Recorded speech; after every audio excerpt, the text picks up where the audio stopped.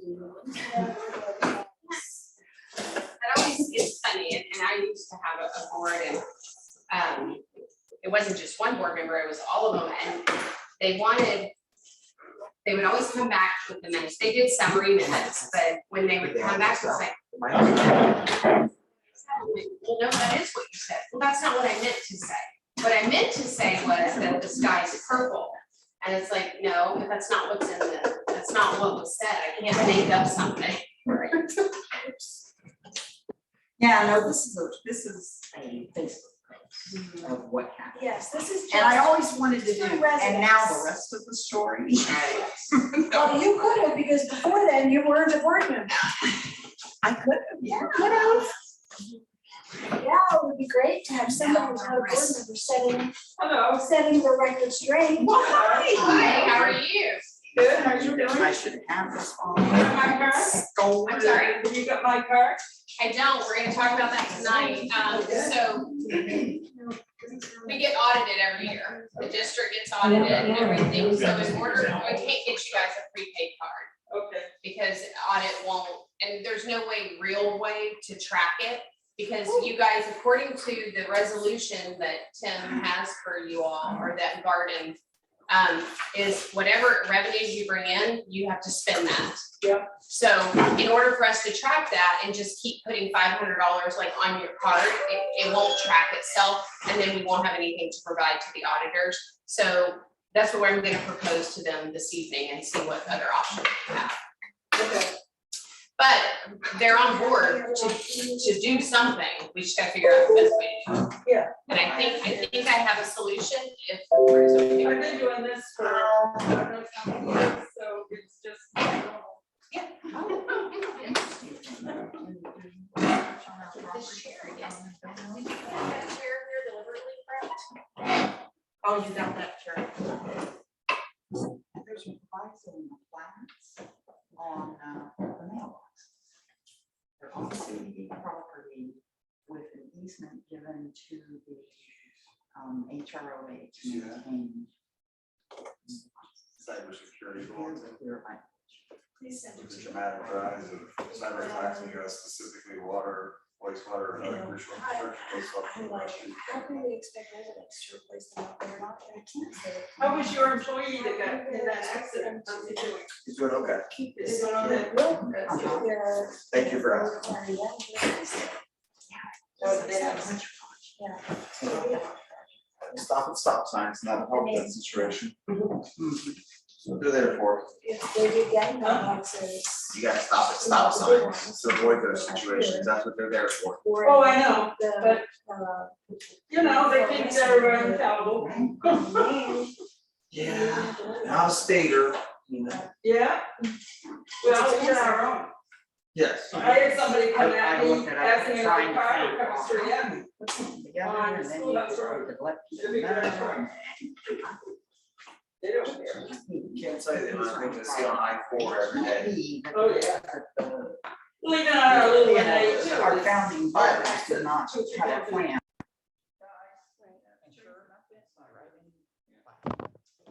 I heard back from insurance, I have to provide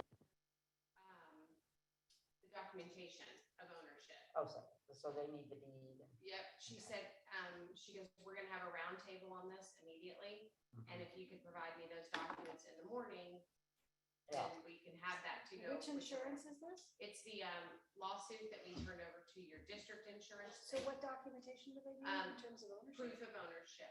The deed, or the property, irrigation. Right, it's ours. Is ours. So we could suffer no damages. Is essentially the time. And that's what I explained, that the property that the claim is based on.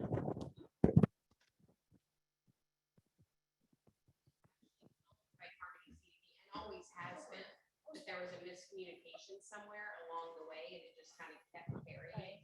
But it has been Harmony CDBs, and she goes, oh my God, that's great news. Yeah. We'll have a.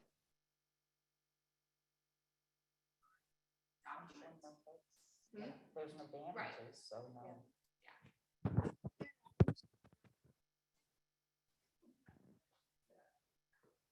Someone That's didn't another know what we own. That's another issue. that's another whole issue. Yep. All right.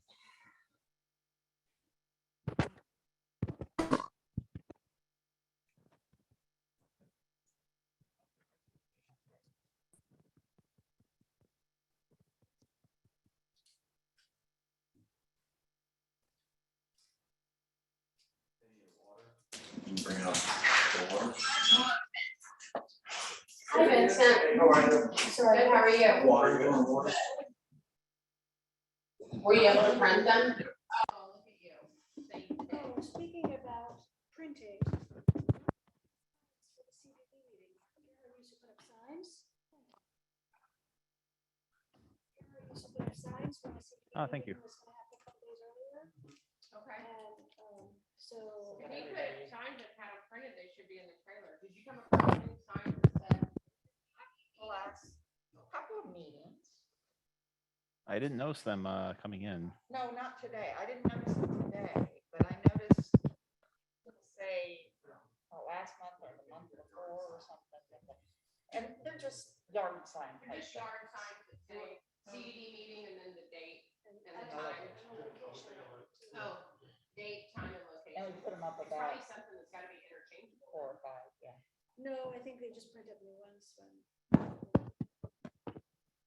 Like, I Take a don't. look into it. Somewhere, so I'll look it up and then we'll get it. Yeah, even a sign for like directing people. Last meeting, I was coming in and a man said something going on here tonight. He came, but he had no idea. They usually They go on were the at the entrance. entrances to the community, but it would be great to have one directing people to.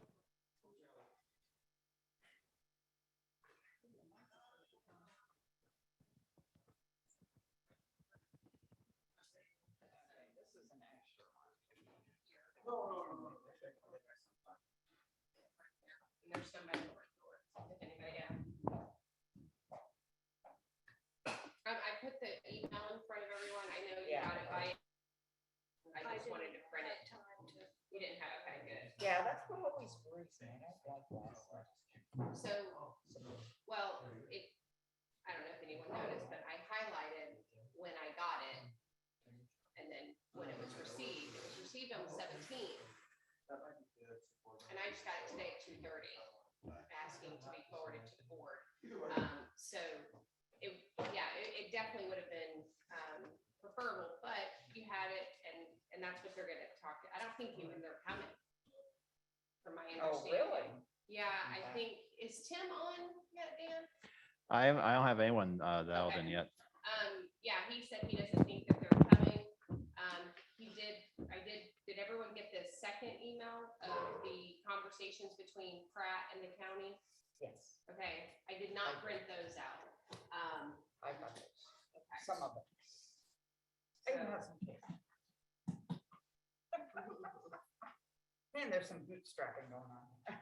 But, This is micro print.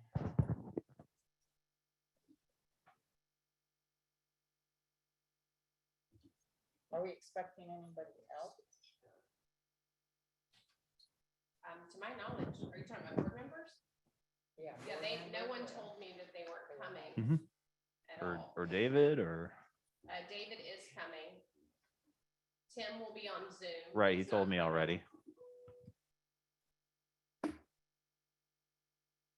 All the cool kids are here anyway. Hey, Brett, did you find that washout thing? Did you go ahead and look at that washout? I did not get out there yet, but I did share it right away with, Pete and Okay. Kirk, who will both be here tonight as well. Yeah, and I don't know if it has anything to do with irrigation, but there's Sounds like the a Steve. irrigation line that runs right next to the sidewalk. And I'm gonna go up there in a second.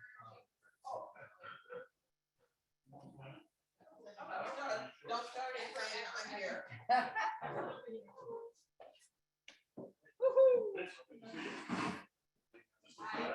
Yeah, Mike. That's okay, Mr. Bergen. No. We can tell you get home. Got the light first there, on the side.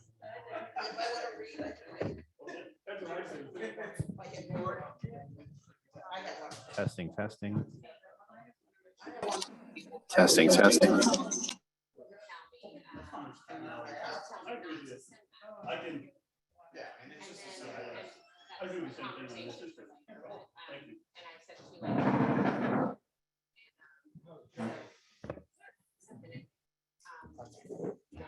So, no, that was, that's it.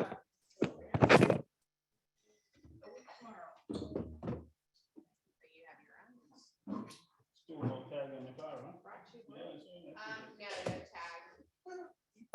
Brett. Is that car stolen?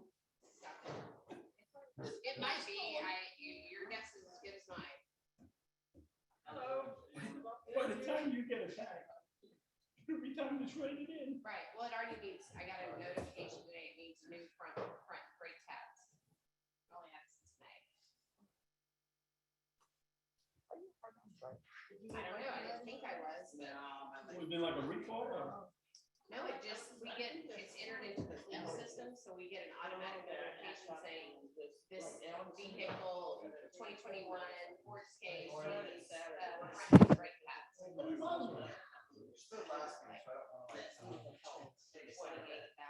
Had it since May. Coming up on a year. Well, you know what? As long as you don't have to tag, put the front brake pads on.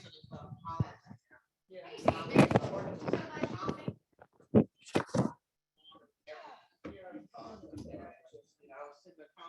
They were just, the room was empty.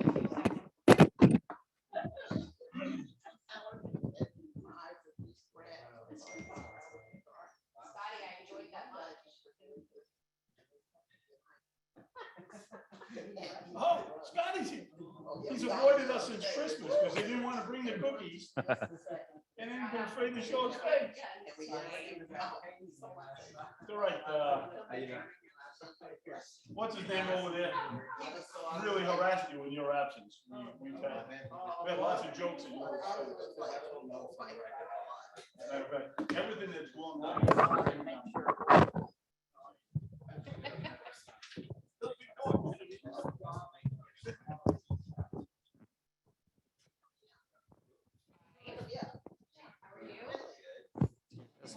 Now, where's my bubble wrap? I'm upset. My Uh-oh. Bubble wrap is not. Hey, Brett. Hey, Brett. We officially have a request for the bubble wrap. We have an official request for the bubble wrap. Where's my bubble wrap? My fault. Testing. Testing, Dan, testing. Can you hear me? Yep. All right. Oh,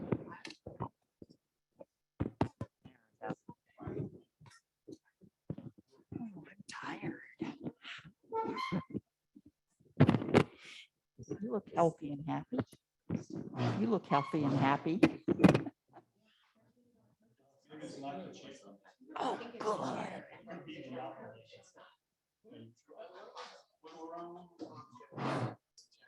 That's the chair.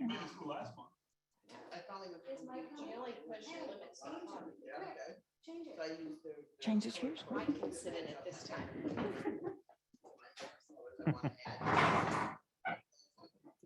Plus, this one might be worse.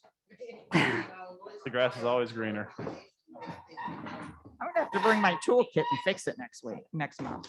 Oh, yeah, that's horrible. Ugh. Watch that cord behind you, Scotty. Has a little more mass, you might send it towards its. Oh, shoot, I better do mine. All right, everybody, make sure your phones are on mute. Please, please, please, please, please.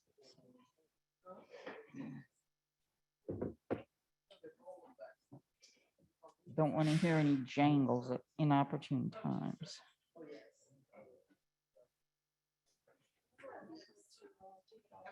I know. No, and then I'm like missing calls. But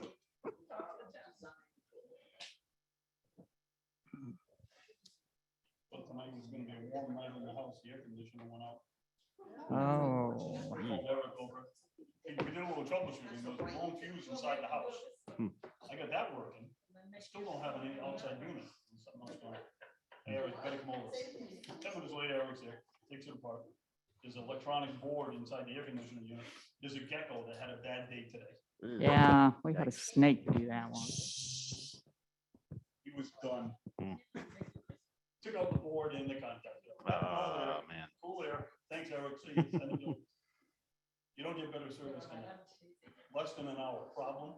To resolution. Nights and weekends, yep, And then yep. we cheat. Kaboom. We were lucky. Yeah. I saw that blown fuse and like, but fuses just don't, you know, there's usually something. You can else usually going tell, on. yeah, yep. That made the indoor fan run, but the outdoor unit still didn't run. So. Okay. Mhm.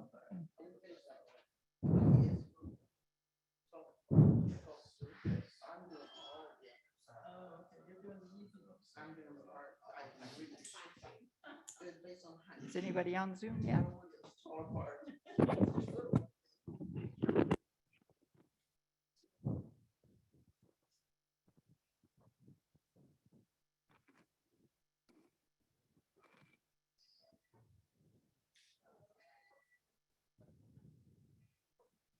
Yes, everybody, check your phones. Somebody's Put them on really mute. wanted.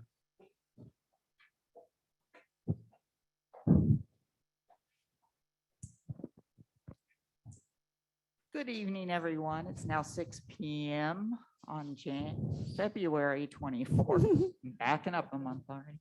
February 24th, 2022. I want to welcome everybody to the February meeting of the Harmony Community Development District Board. Our first item of business is our roll call. Supervisor Lee. Here. Supervisor Castle. Present. Supervisor Berube. Here. Supervisor Scarborough is not in attendance at this time. Supervisor Kramer is also here. We'll move on to our second item on the agenda, which is audience comments. This is a time that if anyone would like to address the board, bring a concern of theirs to our attention, you have 3 minutes to present your item. And we would invite you to come forward now and announce your name and address for the record and whatever information that you have to bring to us. Is there anybody who'd like to make a comment? Come forward. Dan, are you noticing that the recording thing is going on and off? Should it be doing that? Yeah, it's recording it online, so it should be Okay. fine. And we have another recorder here too. I'm just watching that screen and it's on and off. Yeah. Sorry to interrupt you, sir, but recording it is That's important. perfectly fine. So my name is Jason Weber. I live at 7048 Button Bush Loop. I moved here. I've been a resident in Harmony for about 5 years, but we moved into this residence in April. During that time, we identified a tree in the front of the home that's actually between the curb and the sidewalk that's actually raised the pavement beyond what's acceptable. Having formerly lived on Brackenford, the sidewalk at that time had been elevated slightly. It was completely replaced. The sidewalk over here is ridiculously raised. So I'm advocating that we replace that. Two, I'm also asking the board if you can assess my front porch. I believe the roots are actually pushing up the base of my front porch. So I think they've reached the perimeter of the porch and they're pushing up where my actual tiles are actually starting to break. And so I'd like to have this reviewed or assessed. I received an email from a gentleman, forgive me, the name escapes me, but I was told that Aramark or Infomark does not replace patios, but I have a situation that needs to be looked at. And so that's what I'm advocating for. What was your address again? 7048 Button Bush Loop. Okay. I've sent a few emails. I've had quite a few dialogues with some people. And so I was invited to come out tonight to talk to you. Absolutely. Brett, do you want to go over it or do you want me to? Yeah. Want to address it now? Well, this is If not, we can typically address it later. audience comments. Okay. But again, and as our attorney could explain to you, the as roots go past, once they pass the property line, they're no longer our responsibility. Interesting. As with tree limbs, we're trying to deal with that, but we will take it under advisement and take the proper steps necessary. Please, it is a point where the pavement is raised. Yes, the sidewalk grinding, It's, we're it's literally raised to going to much, get right on. the actual walkways pushed down and things are off We have key. hundreds of panels that are like that where that's coming up. I don't see it on the agenda tonight, but in a short period of time here, sidewalks will be addressed townwide.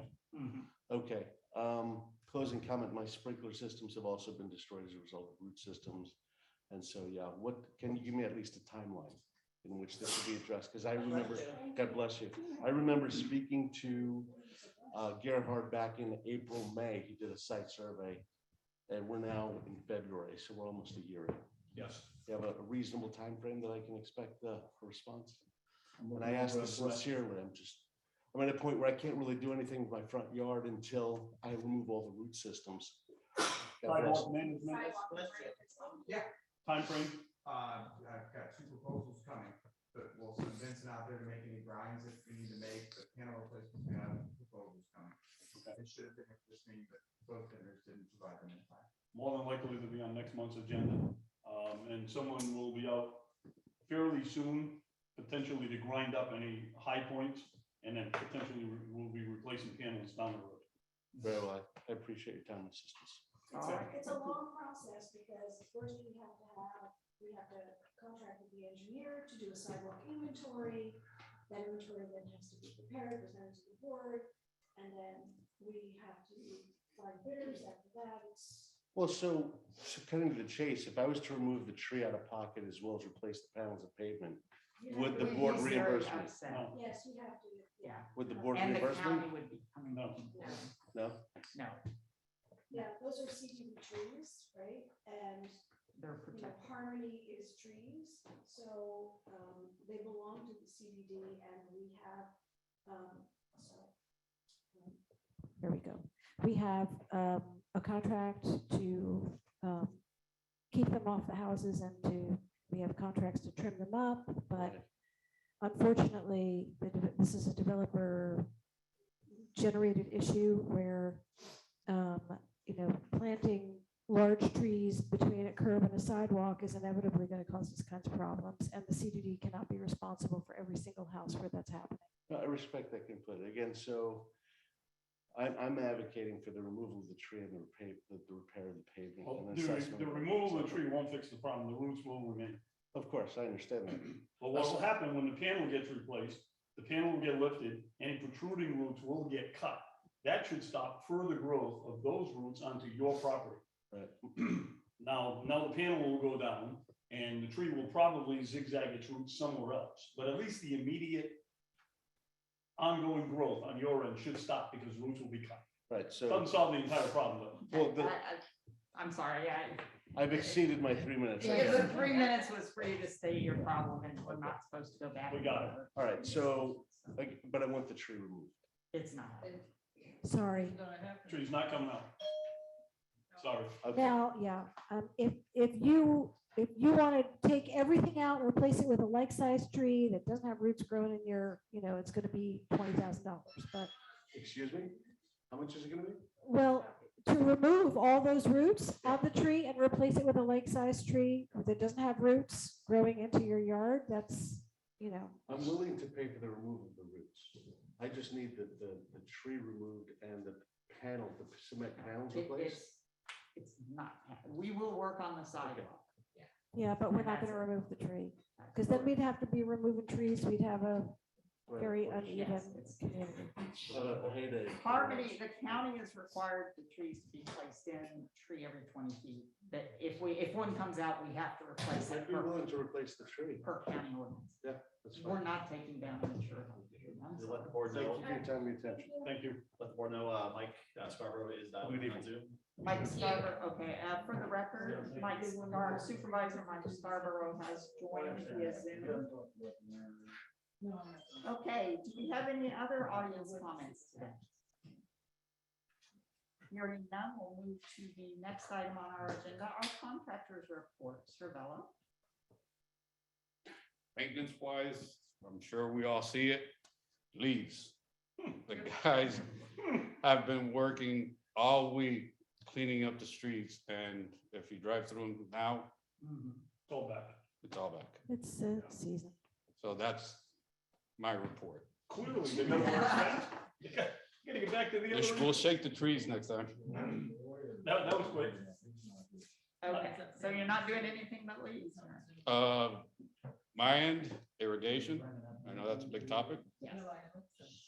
The stuck valve corner, Five Oaks, Cap Rye has been replaced. I gotta send Brett the pictures. The mainline schoolhouse, Mhm. we dug it up today, cut the line, drain it. We're gonna put the new pipe in tomorrow. And it'll be purple pipe, right? Yeah. I saw a lot of white down in there. And I'm like, Well, the white is the slip fix, but the pipe is purple. The slip fix is gonna be white, but we'll use purple pipe if we need to.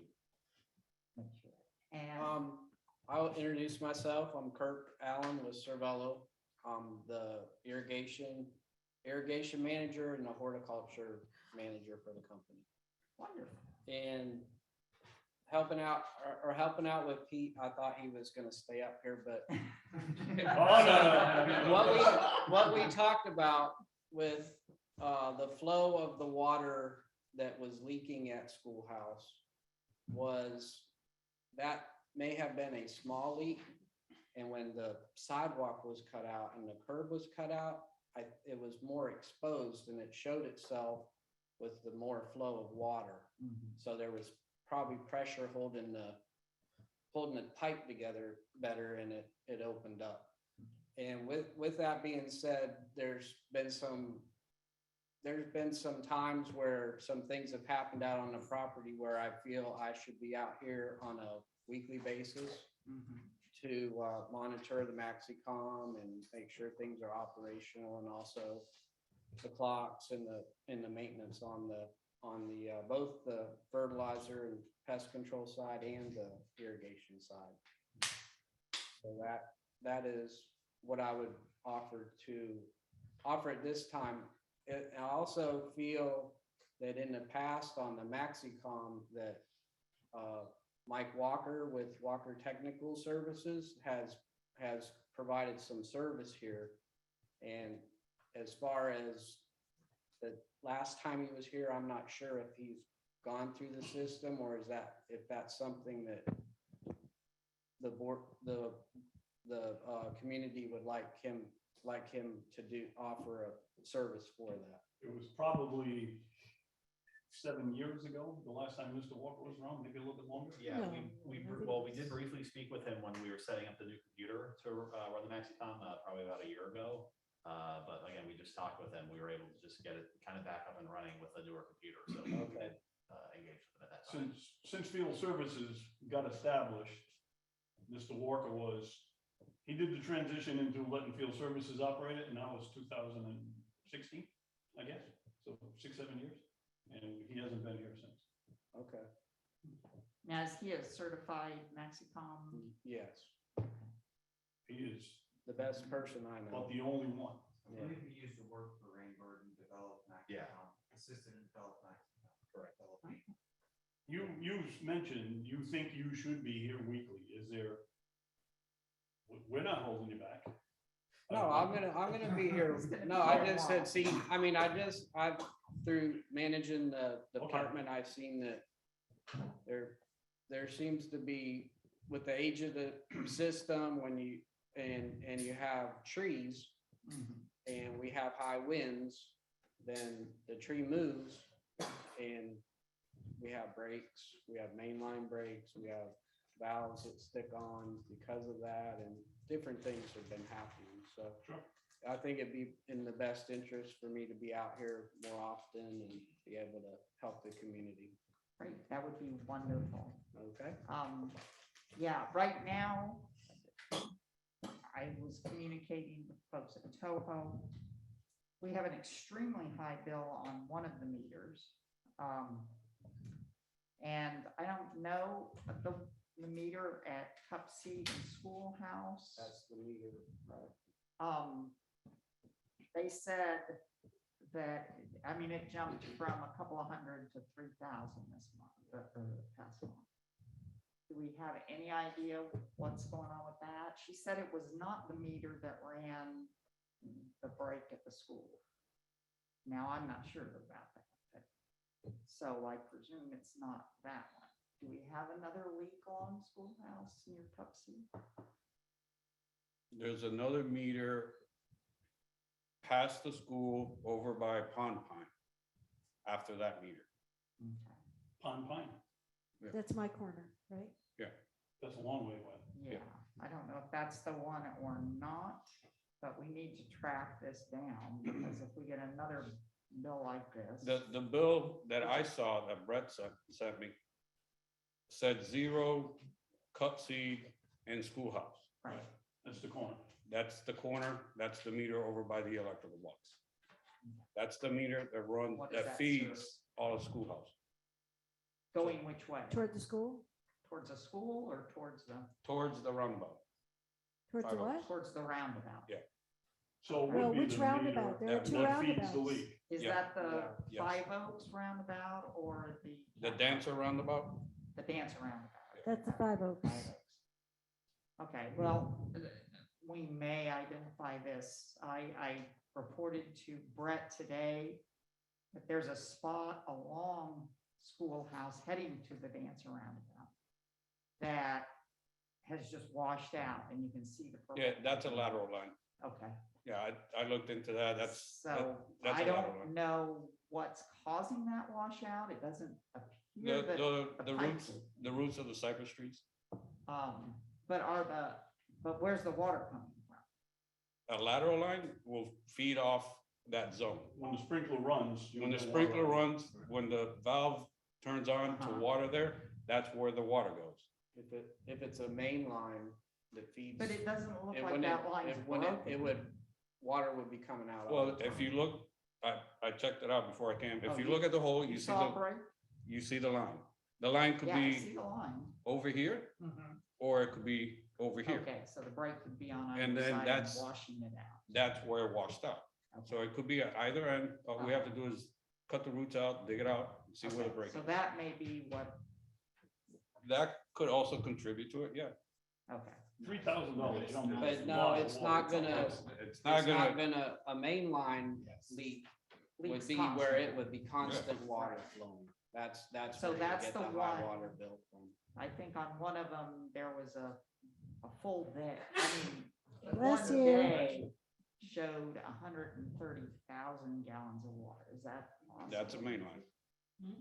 That would be the main Okay. line. But one, I presume you fixed it because it was just for one day. Yeah, but that much water would create a significant Yeah, flood yeah. on the road. 130,000 gallons If in a it's day. that one, if it's that it one. would be constant. yeah, it would be Just think about it. Constant. You every fill day. the swimming It'd pool, be which every is day. 72,000 gallons, costs $240. Right. So if you get a $3,000 bill Uh-huh. for reclaimed water, That's huge. that's millions of gallons. So I don't know where. If it there's all- an underground leak, it's gonna come up. You're gonna have a flooded road. Yeah. Every single time. We've had this. Mhm. You know it, it comes up. Yeah. Something's wrong there. So we need to find. Well, one of the things we got, Hey, Scotty, we forgot about you. Come on up, join the party. one of the things we need to do is, and this is why Kurt's gonna come down here weekly, Mhm. is Maxicom should be catching it, okay? And the Right. system should alert you, and what the system typically does, it shuts down the irrigation system. It'll shut down the main line. Not our Mexican, Excuse me? not our Mexican. won't do Not that. your Mexican one? Will not do that. It We don't doesn't have flow meters on it, so it doesn't know. Wow. Mexican has no idea what's going on. We got into the flow meter thing a few years back. The price was through the roof. Yeah, because we used them all at the targets back in the days, and it was a pretty simple system where it shuts down the entire system and it alerts you if there's a leak or anything. When this got put in, it was done as cheap as possible, just spray water on the grass, end of story. We figured this out over the last decade.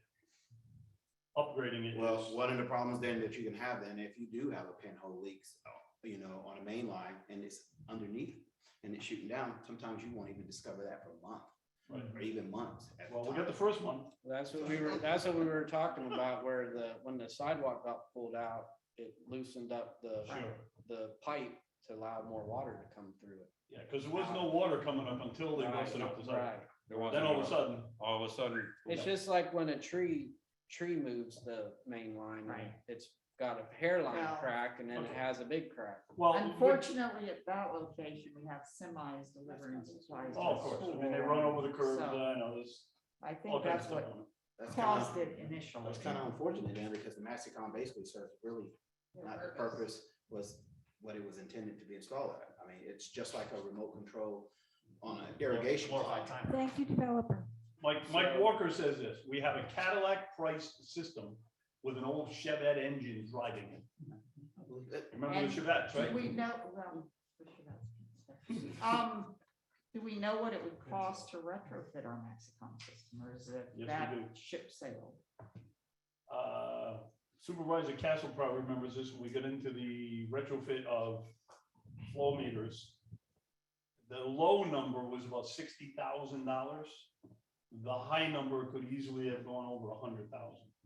The problem being, we don't know, there's wires in the ground spread around. You see the little caps. We don't know the quality of those wires. We're not sure where they're connected. There's no, we'd have to go back and try to It's, find it's that. useless doing it right now. Right. And you're gonna go well over $100,000, probably $200,000, and plus the wires are probably taking on tree roots and everything. The else. flip side of that was they have wireless, flow meters Flow now. meters. So you'd have to have sending units around, you'd have to put a wireless in the trailer where the computer is and all that. It's still gonna be $60,000 to $100,000. And when you look at, the payback on that, it was hard to figure, but if you took 10% a year in savings from broken meters that it catches, Right. broken lines, you had a 10 or 15-year minimum payback, maybe, if it works, right? So that was the reasoning, and that's why we didn't do it at that time.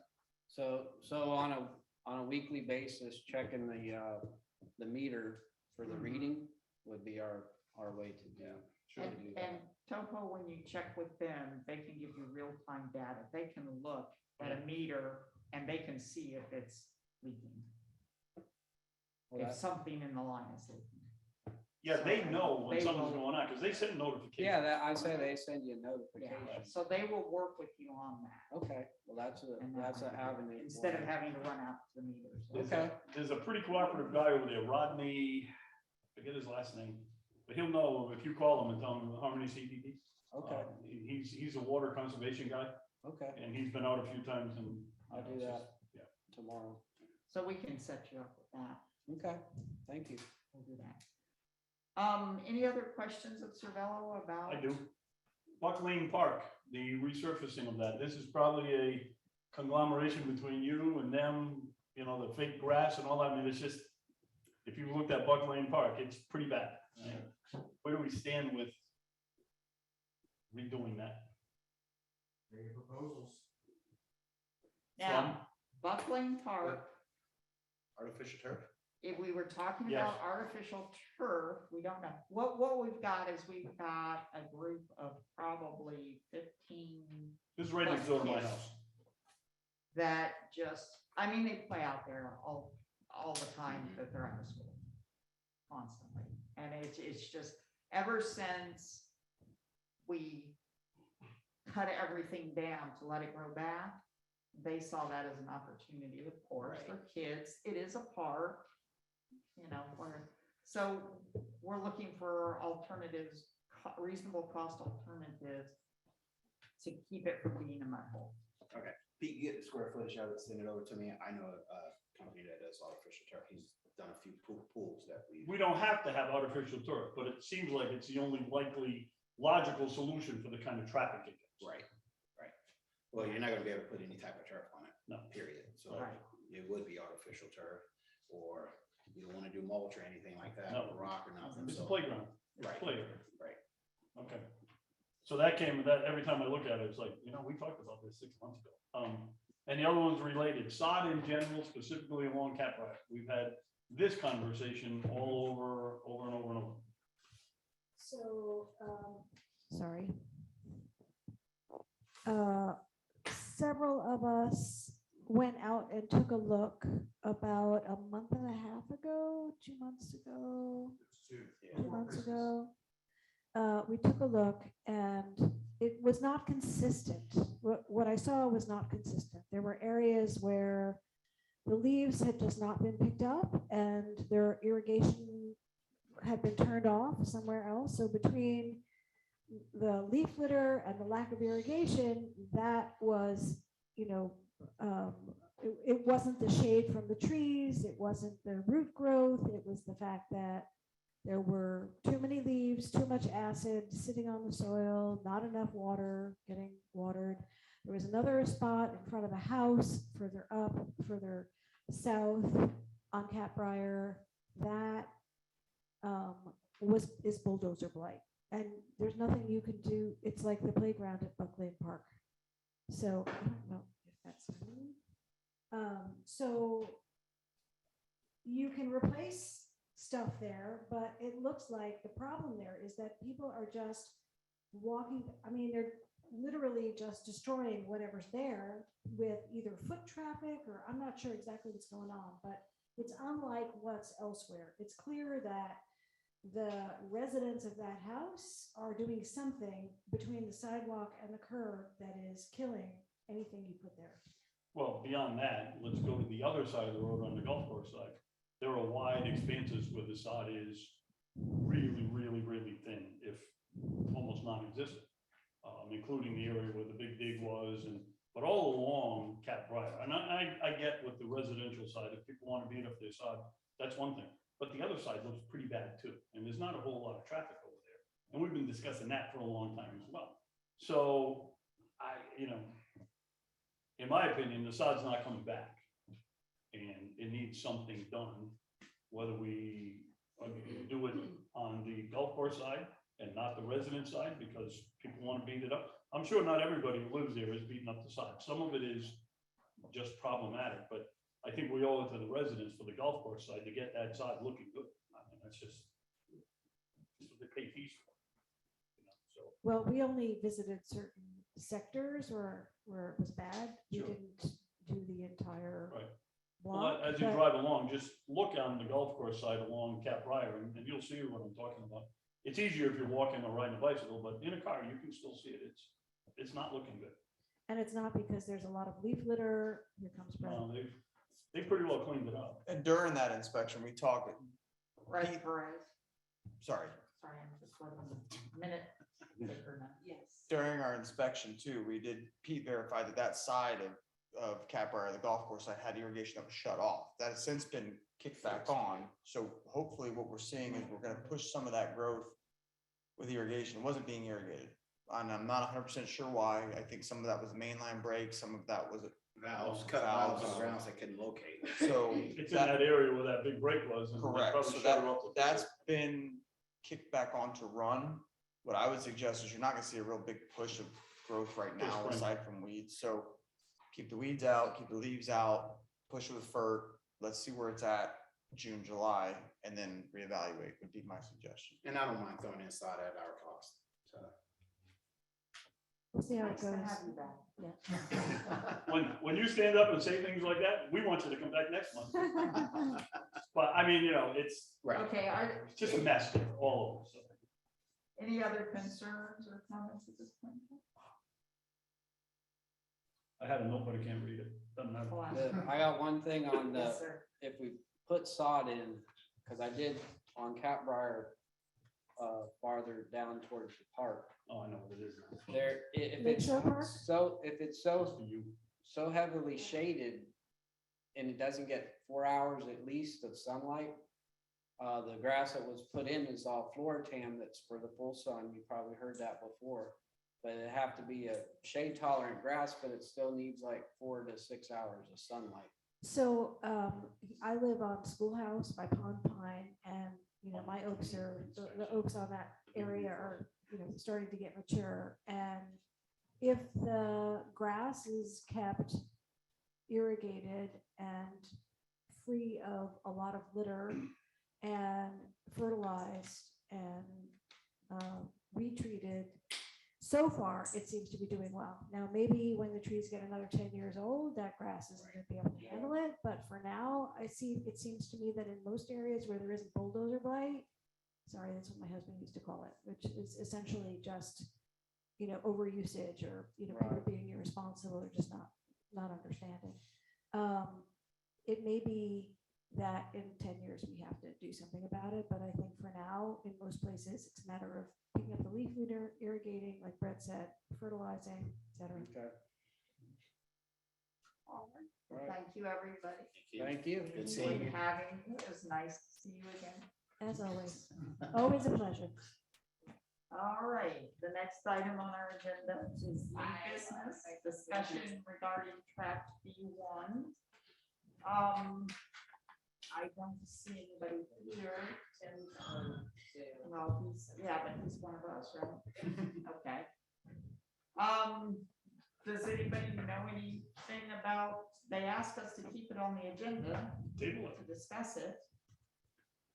Tim, do you know anything about this? Thank you, Madam Chair. Just the email that was sent to everybody. And their position is that they've answered the questions that the board addressed so that the board could make a decision. Okay, so, All right, guilty. That's my decision. Case closed. I mean, there's nobody here. has been rendered. Yeah, I'll just give you what information I know of. After the meeting in January, I contacted Jane Adams, who does the site plan. She's the supervisor of site plan. She was very concerned. They did not give her any heads up that they didn't have ownership of all the property. I asked her about the multi-purpose trail issue. She said that could be moved around, but what they had proposed, she was looking at while we spoke, she didn't feel was acceptable. She immediately sent an email out to them asking them to please contact her, as they should have let her know as soon as there was a question as to ownership.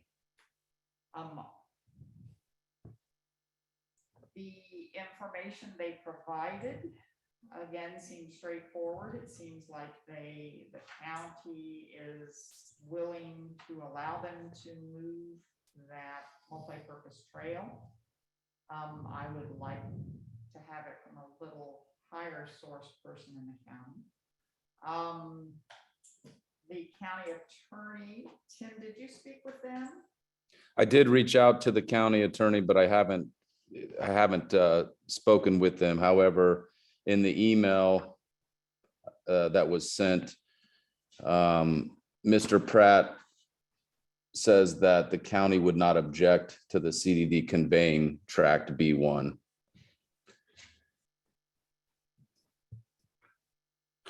Right. And that is in there. They indicated, let's see, if I can read my small print here. This is from Natasha Billier, Assistant County Attorney. It says, good morning, Mr. Pratt. As discussed, the county would not object to the CDD conveying tract B1 to your client, but would reserve the right to require access onto from the property as it develops, consistent with applicable codes. Okay. So that seems like the county is saying that we can convey it or we can sell it to them. Is that your interpretation, Mr. Falls? Yes, that since it's the county that enforces the PUD and they have apparently waived the requirement that a utility tract must be owned by the CDD, then yes, I believe that's what the county has conveyed to Mr. Pratt. Okay. And again, I guess this is an email from Chavez with the planning department. Planner One from Osceola County said that they can move the multi-use trail. So it appears at this time that if the board is interested, and if they are still interested, we could convey this to them if they want. I will leave that open to any discussion. Well, I think we're potentially giving away public land and getting an easement in return. The value of the land to the current residents of Harmony is probably negligible. But the value of that same piece of land to the guy trying to convey it is pretty high. And that's why there's this discussion going back and forth to try to set it. I don't have any reservation about conveying the land over. But I think we should get something, probably something substantial in return. Let's face it, there's millions of dollars changing hands over there. And, you know, we should get something, and this landowner, I think, would be willing to give up a pretty substantial amount of funding and maybe other concessions to get this done. And I think this is the time to get it. And I think at the same time, we should ask this developer to be sure, like we have done with other developers, to be sure that other standards are going to be met. Playgrounds, various open area, all of that. And with specificity. Because let's face it, there's money on the table here. Probably some big money. If you want specifics of what I'm thinking of, we now know that the land that generated the lawsuit a year or so ago probably is ours. So the lawsuit was. It is ours. So that new lawsuit was, it was ridiculous at the least, stupid at the best. I typically have people handling that, so I don't know that you want to discuss it in an open. Well, I'm just gonna tell you what I think we ought to do. Oh, 'Cause District manager, you spoke with them. Oh, insurance, yeah, probably should discuss it. Yes. So, yeah, there's going to be, there's No, going, not, you can discuss what you want to do with the land, but I'm saying that particular, a lawsuit. Issue. yeah, I wouldn't say anything about that. Well, okay, but it's related, and it has to be.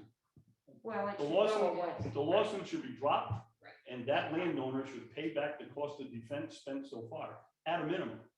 I was gonna last month ask for the same thing, and get those lands back that we now know are ours.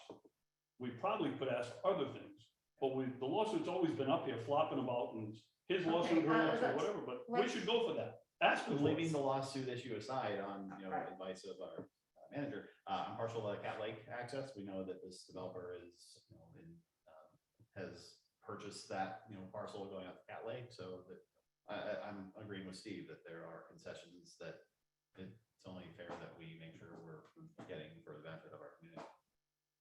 So what I'm hearing from the board, and correct me if I'm wrong, that, that now that we've got all the questions answered about the CDD being able to sell it, and not being held back from that from the county,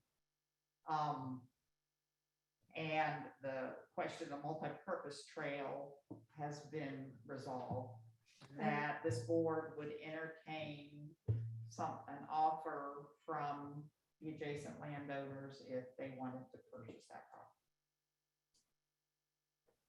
I Is that- think we're willing to convey it, but there should be something in it for us. Yeah. for Shouldn't be a freebie. residents. Well, there's definitely some value to it, I presume. Now, I haven't done the numbers, but if we're still owning it, and if they can still put driveways in by way of the reserved rights, there's still a value to the land because it goes into the density calculations. Goes into the what calculation? Density. Oh, okay. So how many units they can actually have on that particular piece of property is based, I presume, on the acreage of that piece of property. And if you take this chunk out of it and keep it under our ownership, then that would reduce that. maximum number. Now, whether they're at the maximum or not, I don't know. I don't think it makes sense to grant them an easement and have us own it when somebody else is gonna build permanent improvements on something that we just hold an easement to. We're gonna convey it, we convey it, and. Well, we make would it still, yeah, we would still need, they would still need to convey back an easement, and I want the wording on the easement to be pretty stringent, similar to the FGT easements. Whereas if we have to go in and do maintenance, we're not obligated to repair it back to Of course not. its full, but we would do the repair, we would fill the hole in, and they would put the parking lots and everything back.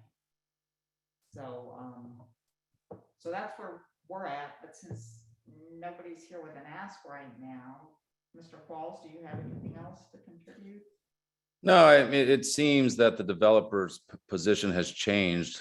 Last month, they were willing to make certain concessions to get something done, including dropping the lawsuit that was specifically mentioned. This time, they're just asking for the CDD to either keep the property or to convey the property. And so, obviously, Wasn't mentioned in public. can't have a discussion without the other party here, but there is the document from last month that talks about the specific request, that they want. So Tim, when was the request brought up? Because I don't ever recall them stating that they would make any concessions. Was that on the record somewhere? Because I don't know how the board could have even taken that into consideration if it was never proposed. Well, I believe what happened last month was that the discussion never got that far because of the, And that's fine, but it's easy to go back and say we would have, could have done, but nothing was presented. I don't think that's a fair statement. I was going to bring that up, but we ended up with the questions over the appurtenant and gross easements and various other questions that Madam Chairwoman brought up. So rather than get into it then, I figured, why continue the discussion that had gone on for an hour, for another half an hour, right? Well, We knew we were gonna table it, so I figured, they want to clear this up. What is it you propose to request? dropping of the lawsuit, repayment of the, It appears that's going away. appears what? That it's going away anyway without, Well, I I understand, wouldn't. So then use don't that include much. that. That's Don't no include longer a that. concession. but the problem is, it's probably gonna go away, but we're not gonna recollect the defense fees. Yeah. So we ought to make that part of the deal. The lawsuit was ridiculous. So just because it goes away, let's collect the defense. What else did you have in mind?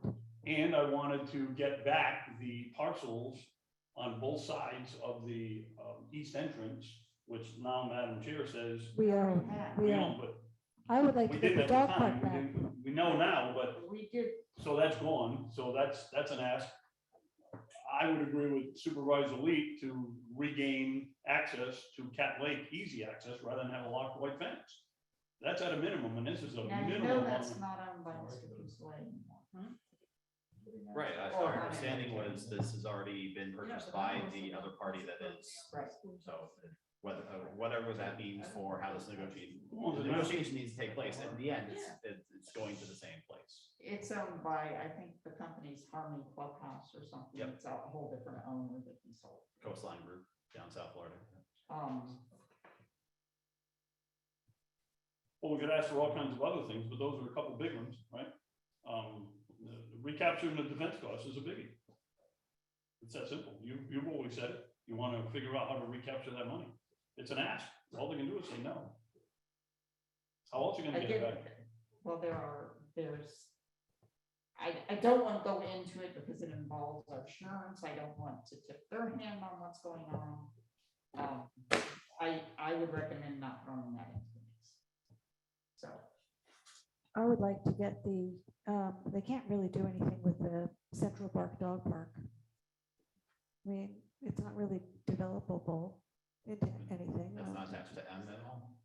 It is. But it's, the seller is the same. Yeah, true. that is Compass Trading. Something, yeah, it's complicated. And So anyway, let's, backing up a second, if there's something going on with a lawsuit that has my name on it, it'd be kind of nice to know. There's nothing going on at all, except for the fact that I have to produce some documents. And then that's it. So it's, again, I think our attorney has asked us not to discuss lawsuits or what is willing or not willing. This has nothing to do with the lawsuit, it has to do with recapturing the money that was spent, On the lawsuit. right? Separate. All right, at this point in time, we have nobody here Right, that is. table it. So again, we are willing to look at this now that our hands are free of the county's restrictions. So if they would like to come back and make a proposal to the board, we would more than welcome it. And we would consider. Anything that needs to be dealt with on this? Since no one's here at this point in time, we will, until it's brought back up and it's of concern, then we'll just let it drop. So we'll move on to the next item on the agenda, the consent agenda. We have the approval of the January 31, 2022 regular monthly minutes. All those revisions were made between Mrs. Castle and Mrs. Craig. Okay, so there have been amendments and they're mostly grammatical and typographical. Yeah, there's a couple where I wasn't sure. It was clear that what was in the minutes couldn't have been correct, but I didn't know what the correct. Well, I went through and listened to the tape and read the minutes as I went down and made. Yeah, there was like something as high as Jack or as fast as Jack. Yeah, I That's what corrected he that. said. It's, What did you say? It's like rip it, something Ratchet Joe or. it was, whatever it was a ratchet jaw. There you Ratchet go. jaw, Yeah. yeah. I Yeah, corrected. there you go, Ratchet Jaw. or Not something. There was a number of things in there that didn't, Some colloquialisms that. Yeah. yeah, when you read it, well, that's curious. So anyway, that's all been corrected. We also have financial statements for January 31st, 2022. Approval of number 263. Do we have that number correct? Yes. Invoices and check register. So if no one has any questions, or does anyone have any questions? Move to approve as amended. I'll second.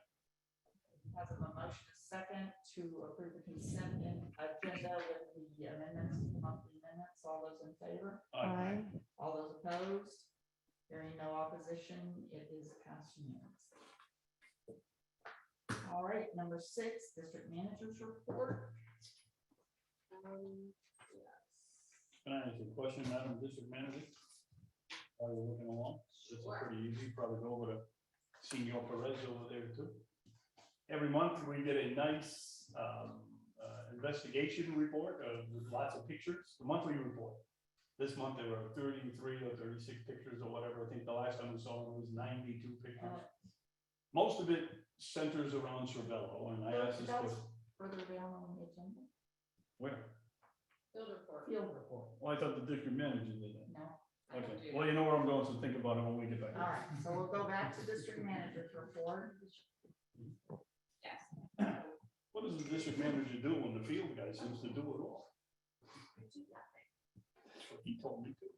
Oh, if you read her Surprise report, me. you see she's been doing a lot, so we'll let her report on her. She normally doesn't get enough time to speak at the meeting, so. So the garden club asked for a $500 reloadable card. That is not feasible. And the reason for that is audit. When we get audited, we don't think we'll get a clean audit with that, a preloadable card. So what is the alternative? So the alternative, what I suggested after talking to accounting and kind of seeing the process of how it goes is if they provide, because according to the resolution that council provided for the garden is whatever they bring in, they have to spend within that fiscal year. So it would be easier, or at least I think, if they provided a list of supplies they needed to Vincent, he has a Harmony card, and let him purchase their supplies, let them use them, and that way we can track, because when he turns in his receipts, we can say, okay, this $300 was for the garden club, and then we can track it like that. The other thing with reloadable is unless I'm constantly talking to accounting and they're constantly talking to me, Keep that it card correct. could continually get reloaded and then we could be out of sorts with the resolution versus what we should be doing. And we don't want to risk that either. To that point, I don't want to interrupt you, but it's an important point. We've always had credit cards and we've always enjoyed tax-free status. Is the current credit card still going through CDD and using the tax-free status? So he is using it, yes, and every purchase that he makes wherever, it's tax Well, that's a exempt. 7.5% gain for the garden club doing it that way, so. And it would be the same thing because he would be purchasing them in Sure. essence for the district, Right. so. Can I ask Marilyn if that is feasible from her perspective? I can see where situations arise that we will need something straight away. And I would have to wait probably 2 or 3 days in order to get it. For example, a leak or something in the garden. What I've been doing now is spending my own money, sending in the receipts and getting reimbursed. I've been doing that, I don't know, 3, 4, 5 years now. That works for me, if that'll work for you. It takes me 30 days to get my money, but oh well. It does, it is a process and we were trying to cut that down. So maybe perhaps if we did kind of a combination of both, where if they have a running list of stuff, the timbers, the visqueen and stuff that you guys use on a normal basis, that list goes to Vincent. He can get that on an as needed basis. If it's a one-off thing or something like that, you can continue to purchase it and then just send in your receipts like you always have. Okay. If that's amenable to the Now, board. it works for me, but I wanted to ask a question. Last time I saw, we have quite a few plumbing and irrigation pieces and parts in that trailer. Can Probably don't need the the money. garden folks could just get what they needed for that? Is that doable? I just asked Vincent that question. Well, the last time I asked about irrigation, which I wound up doing myself with the help of 2 other gardeners, was that nobody on staff knew how to do the irrigation. So I did it myself. I think that's changed. Yeah, so Brett Fine. Perez. Being We, self-employed all my life, Nope, when you're something fine. needs to be done, I do it. we do have irrigation parts on hand, so Okay. even if it's something that the garden club wants to do, like an irrigation repair, we can check with Vincent and Okay. to see if those parts are in stock already, and Okay, then give them to you, so you don't have to go out and purchase them, and all of a sudden, now you're waiting 30 days for an 85-cent elbow, I know. right? So, but we do have some on hand. Now, when we run low, we can always run to Ace or Home Depot or Site One and But what Yeah. about making the repairs? You do the repairs too. well, we can do the repairs. I have to, like, so if it's the repairs inside the plot, though, Yeah. that would fall to the, part should not go inside right, the closet. the, These are strictly Well- for up to this and through the spigot. Well, this one was, there were 2 lots which the developer put in to make the garden look attractive. And we still use one for flowers. One we turned into a vegetable garden. And the irrigation went straight through the end of that, right Has across the that not been plot. fixed And yet? so I thought that was on our list to be fixed already. that was what? On our list to have that rerouted already. Yeah, I did it. That's all what that she's- there- That's the one. that was Yeah, supposed to be it's all done. Cervello. But Goodness that was, because the tiller keeps breaking it, and Mhm. we keep having a problem. So it's now taken care of, it's around the bed, and then continues on wherever it goes, which I have no idea where it goes. So the simple fix for the irrigation stuff is check with Vincent. We've got plenty of stuff in the trailer. If we don't have it, Yeah. then we'll get it. You can Well, get I it, we can didn't get know, it. I was. Yeah. Yeah, and it's fine. Again, change in management, sometimes that stuff, is a learning process for him as well as myself, but Yeah. we can always, It's as great long to as, work with. yeah, thank you, as long as the parts and for the repairs are outside the plots is the biggest thing we just gotta make sure. If it's inside, obviously that falls to the. Oh, to no, the that's the renter. gardener's problem, Correct. yeah. There you go. So we're clear, if they need ongoing supplies, they'll provide that list to Vincent, you can have one of the guys run out or whomever. And then if it's one-off things, you'll still get reimbursed Okay. like you always have. Okay, Is that good? that's good. I'd just like a verification to see if my numbers are the same as what you have, and I put that on my last expense sheet that I submitted. Oh, okay. I can get that report out to you in the morning. Yeah, just To make sure they verify I'm not over. Sure, Okay, absolutely. great. Thank you. And what I can start doing is providing, I'll put it in the agenda once a month. Just a report to view quarterly of where you guys are. Great. That'd be great. Yeah. I think my math is good, but who knows?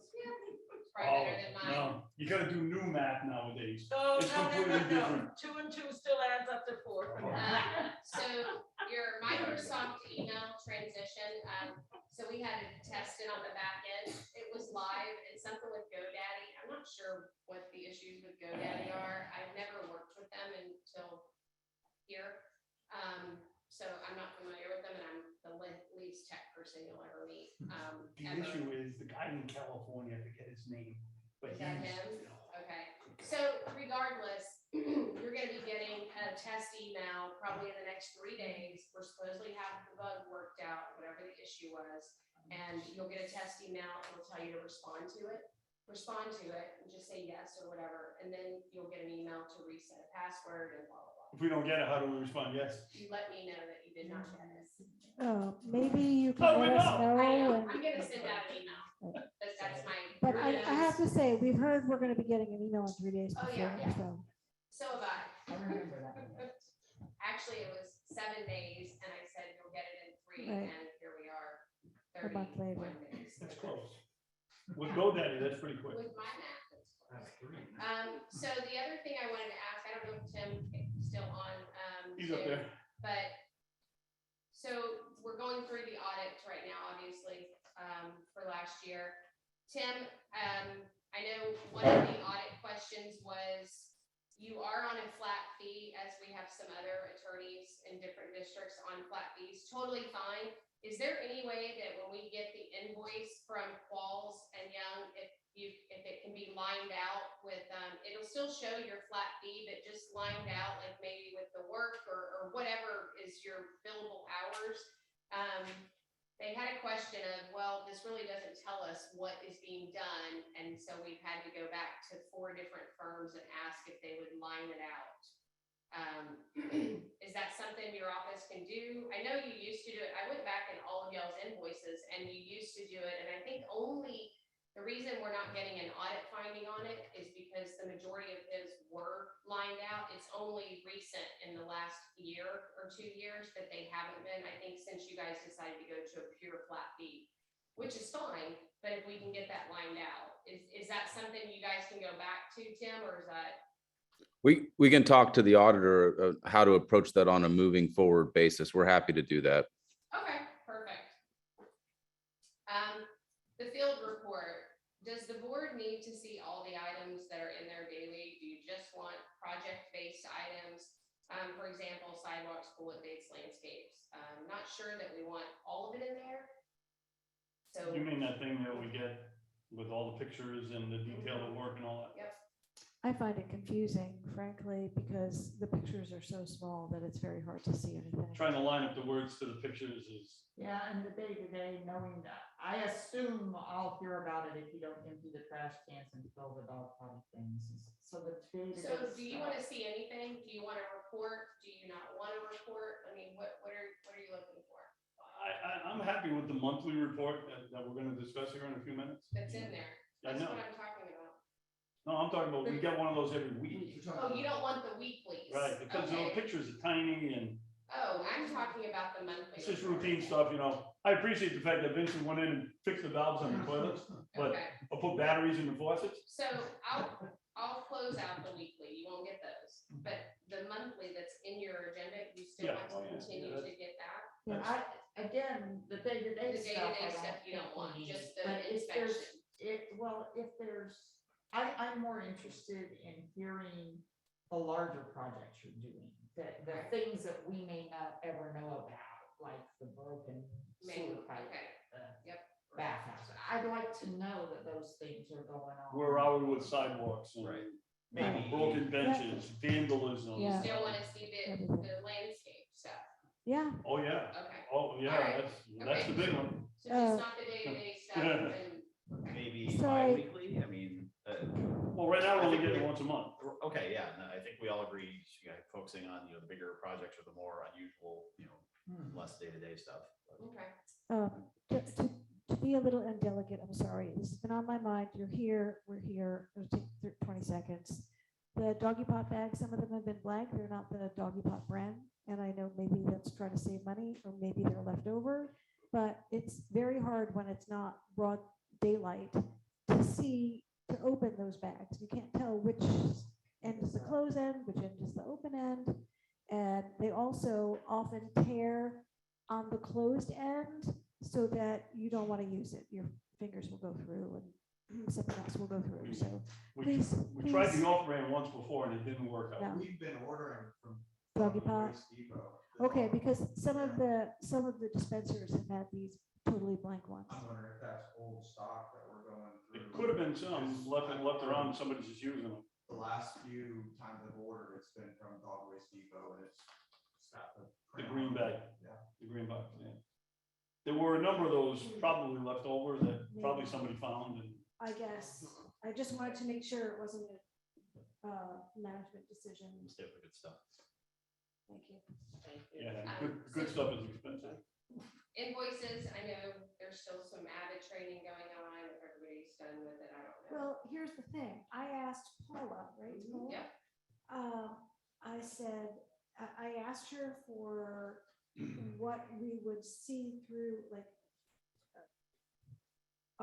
she was offering to send a different kind of report through Avid or somehow us be able to access a different report that allowed us to see that month's the invoices we were going to be approving rather than everything, right?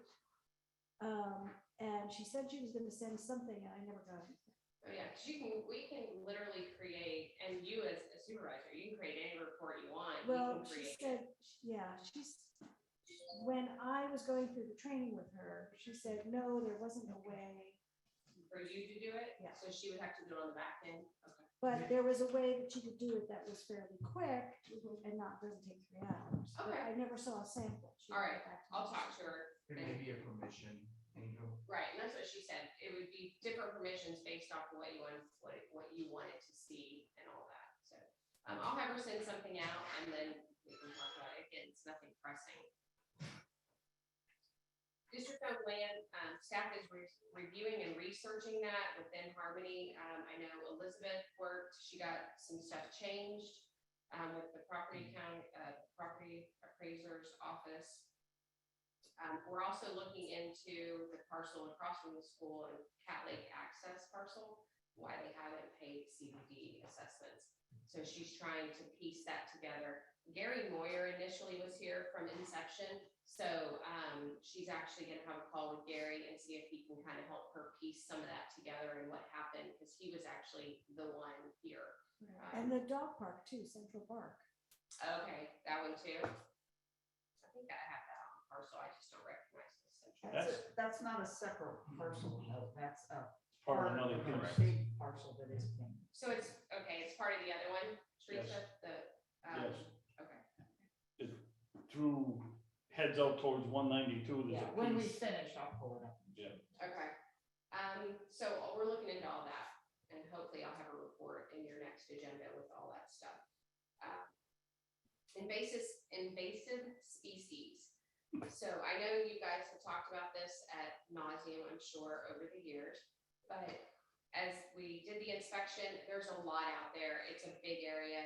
Your current staff, it wouldn't matter if you had 20 people to do it. It's just not going to get and make a dent in it. So again, whatever the board decides to do, but I have reached out and started getting some proposals to do it like a one-time hit thing, and then your staff can keep up with it directly after. Whether you choose to move forward with that, obviously it's up to you, but I am in the middle of getting proposals for that. So I just wanted to let you know. I have a question regarding that. Sure. Are we getting dunning notices or anything from South Florida Water Management District that we're not treating to their timetable, or you're just looking ahead thinking maybe we will? Yes. What you're looking at. I know. And what we Yeah. saw is that there are a lot of places, and Catherine addressed this at the last meeting, where the vine is right at the ground. And once it overtops that tree, it will kill it. Sure. And not only that, but it's a fire land. And the reports are now until the middle of March, we're not gonna have any rain at all, and we're gonna be in the high 80s, low 90s. So fire is a serious concern. She was also recommending that sooner than later, that we get more personnel or a management company to come in here and do it. And there's all different ways you can do it. I've done it in several other districts, or it's a huge expense, and not a lot of districts have the money to go out and hit that all at once. So what they've done is kind of chopped it up. We're budgeting X amount this year. They get that done. Your staff comes in behind them, then they move on the next year to the next section.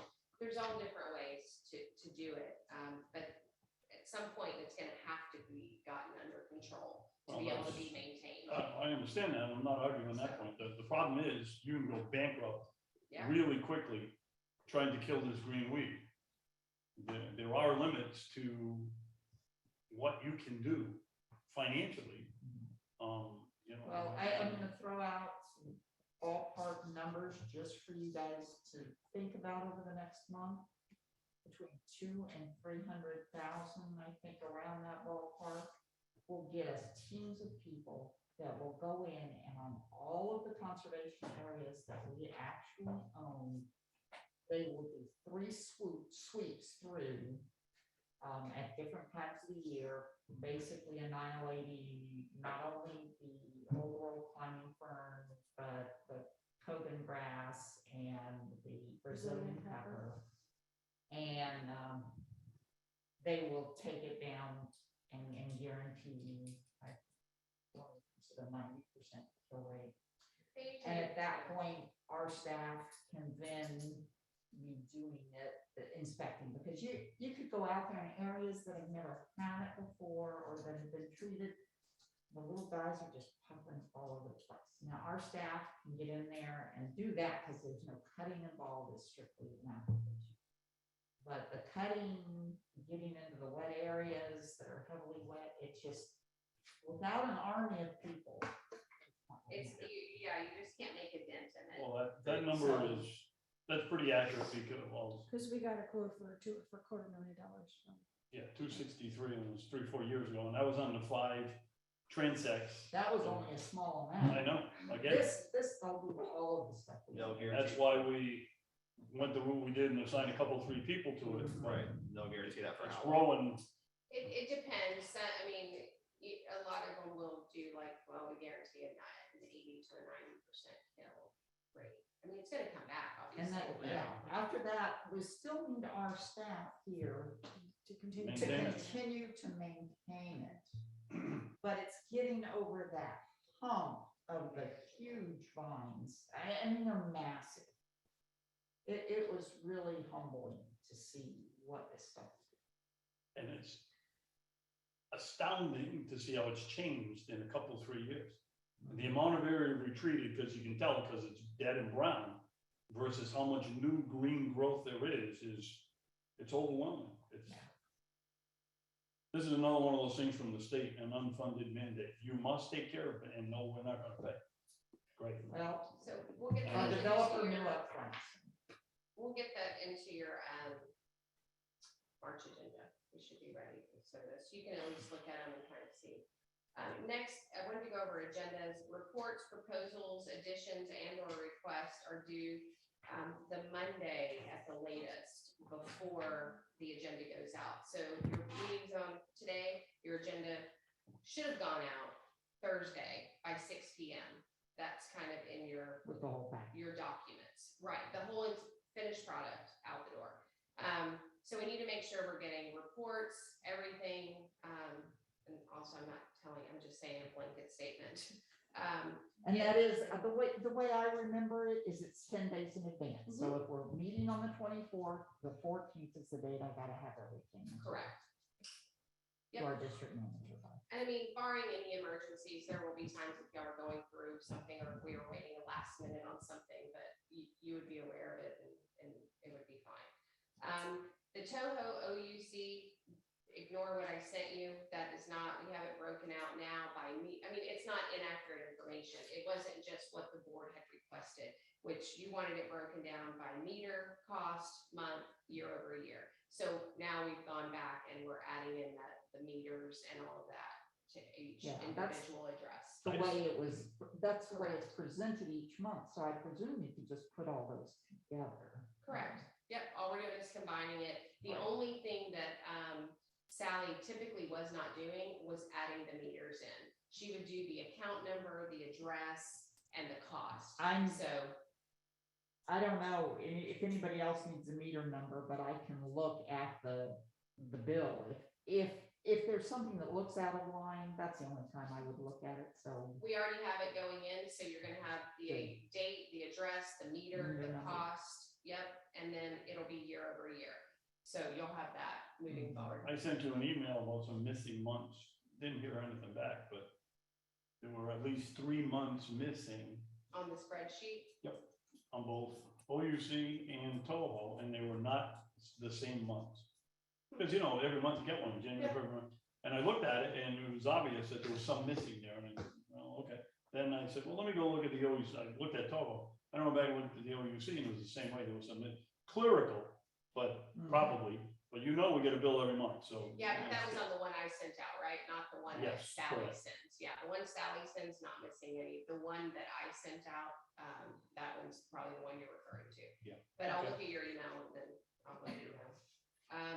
Other than that, that is all I have, unless you have something for me, and I'm happy to address it. I would like, it would help me, being a relatively new board member, to get kind of a breakdown of when we start heading into our budgeting time period. Now, You know, that there are some deadlines that have to be met, so. For what? For Get your the budget. budget. Yeah, like, June 4th. Okay, so if we were, God forbid we have to, but we have a reserve study, we're still waiting on the final one. If we were to have to tweak our rates, when is the drop dead date for that? Okay, so, and I was gonna go over this, so thank you for reminding me. The budget process, so we're going into it, they're building yours right now. I do it a little bit different than probably your past managers have done it. What I do is I will go in and put everything in that needs to be in for that fiscal year based off of contracts, trending, spending, any projects that you guys talk about. I will put in all real numbers and I'm not gonna tie it to your excess cash or anything. That's going to be actual real numbers. It will be tied to your assessment chart to where when we come, and my plan is to come in March or April, depending on what you decide, and start going through that. I'll send it out ahead of time so everybody can kind of look at it, and then we can come and it'll be a live document that we can kind of start messing with. But if you're going to, whatever you're going to do, the deadline for that is June 15th to do the proposed. And typically, if you're going to raise assessments, that is the time that you do it because we have to send out letters and it has to be to county by June 15th.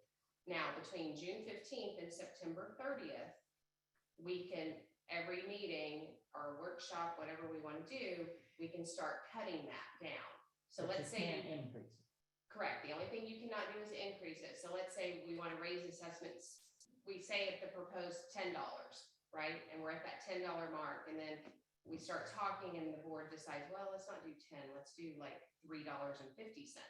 And we can cut it down. The only thing you cannot do after June 15th is raise it higher than what it was set at June 15th. Okay? So that's kind of the process. I don't know who's interested. I know some board members like to see this kind of stuff and partake in it and some don't. We always have. Okay, perfect. The board always has started looking at it early, going, spending time in the meetings, going through line by line, giving you adjustments to make. Perfect. After, at the end of the discussion of each line item, and then reviewing it again in the next meeting. You put the last 4 or 5 years in it, right? Yeah, I think they go back like, let's see, we're going in 23, so they'll probably go back 18, 19, 20, 21, or maybe 19. I think they only go back like 4 years. They put on the document itself. Right. So what I'll do is, if everybody's on board with it, I initially get all those numbers, I fill them in, and I put notes on the side of where I got those numbers and why I came up with those numbers. And then I can send everybody the spreadsheet, and then you can kind of start moving stuff and playing with it yourself. And then when we come to the meeting, we can kind of start going through it. So would you prefer that in your April meeting, or you want to start it in your March meeting? I would say March. March? Yeah. The earlier the better. And the other question that goes along with that is the reserve study. Yes. Where is that? And are we gonna have to have it adjusted because of the cost for Everything's gone. resurfacing and, pipes? Were there any adjustments that needed to be made to that besides the ones that have already been submitted? I submitted, streetlights. We forgot streetlights. Streetlight. What do you mean? If we have to replace our streetlights somewhere down the line, They're OUC's problem. I thought we bought them.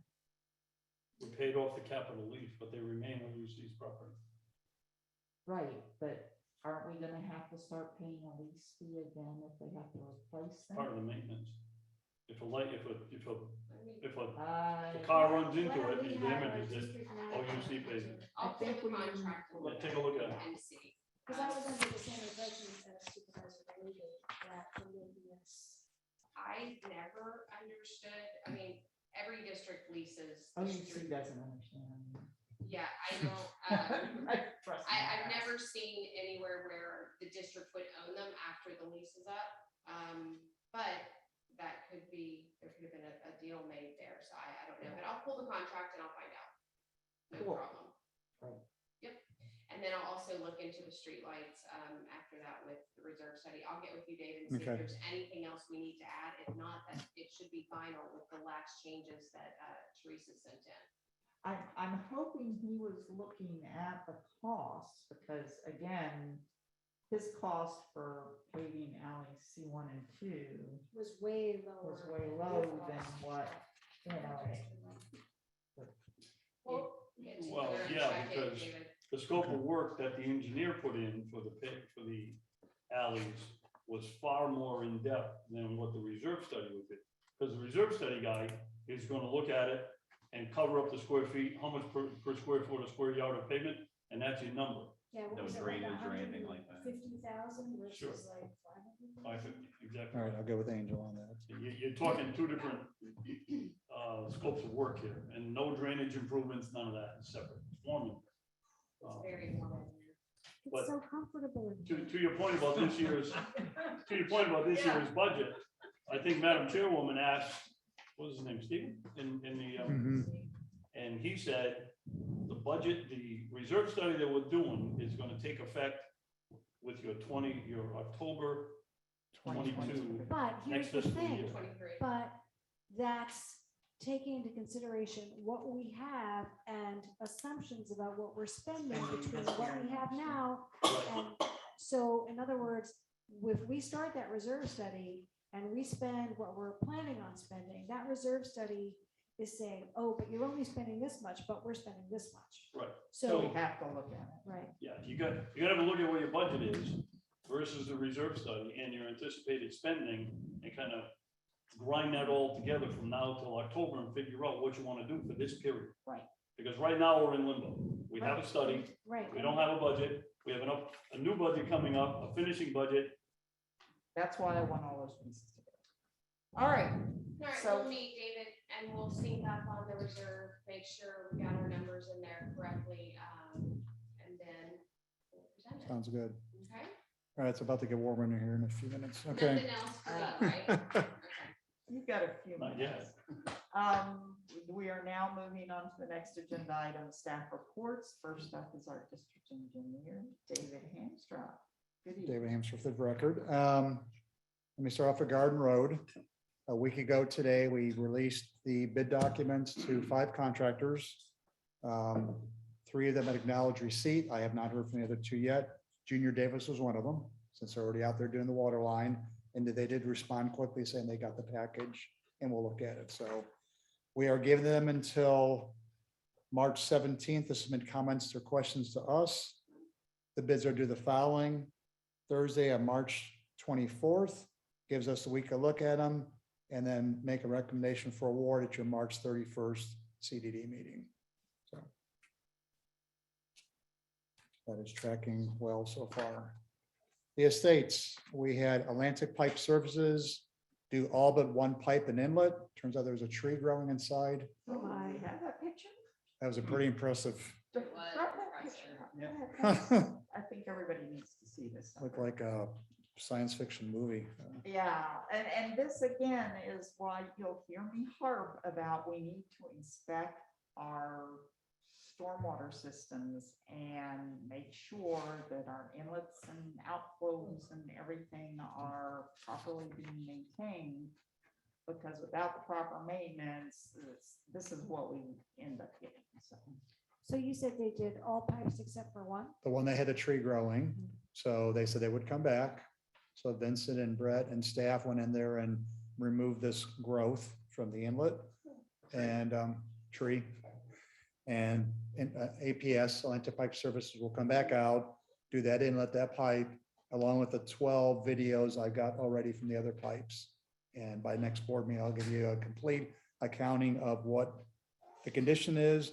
I did drive through estates this evening when I got here. I noticed you got one really bad area, the road is subsiding. I mean, significantly by 2 or 3 inches.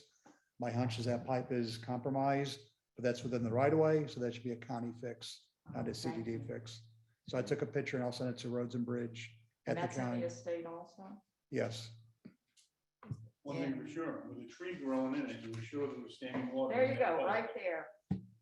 That is not a bale of hay. That is the root ball. That pipe is full of water and helping the tree, so it was time to suck out the pipes.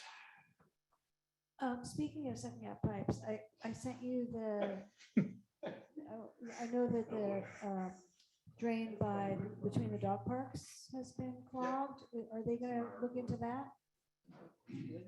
Yeah, they'll get to it. Okay. That's gonna go back on.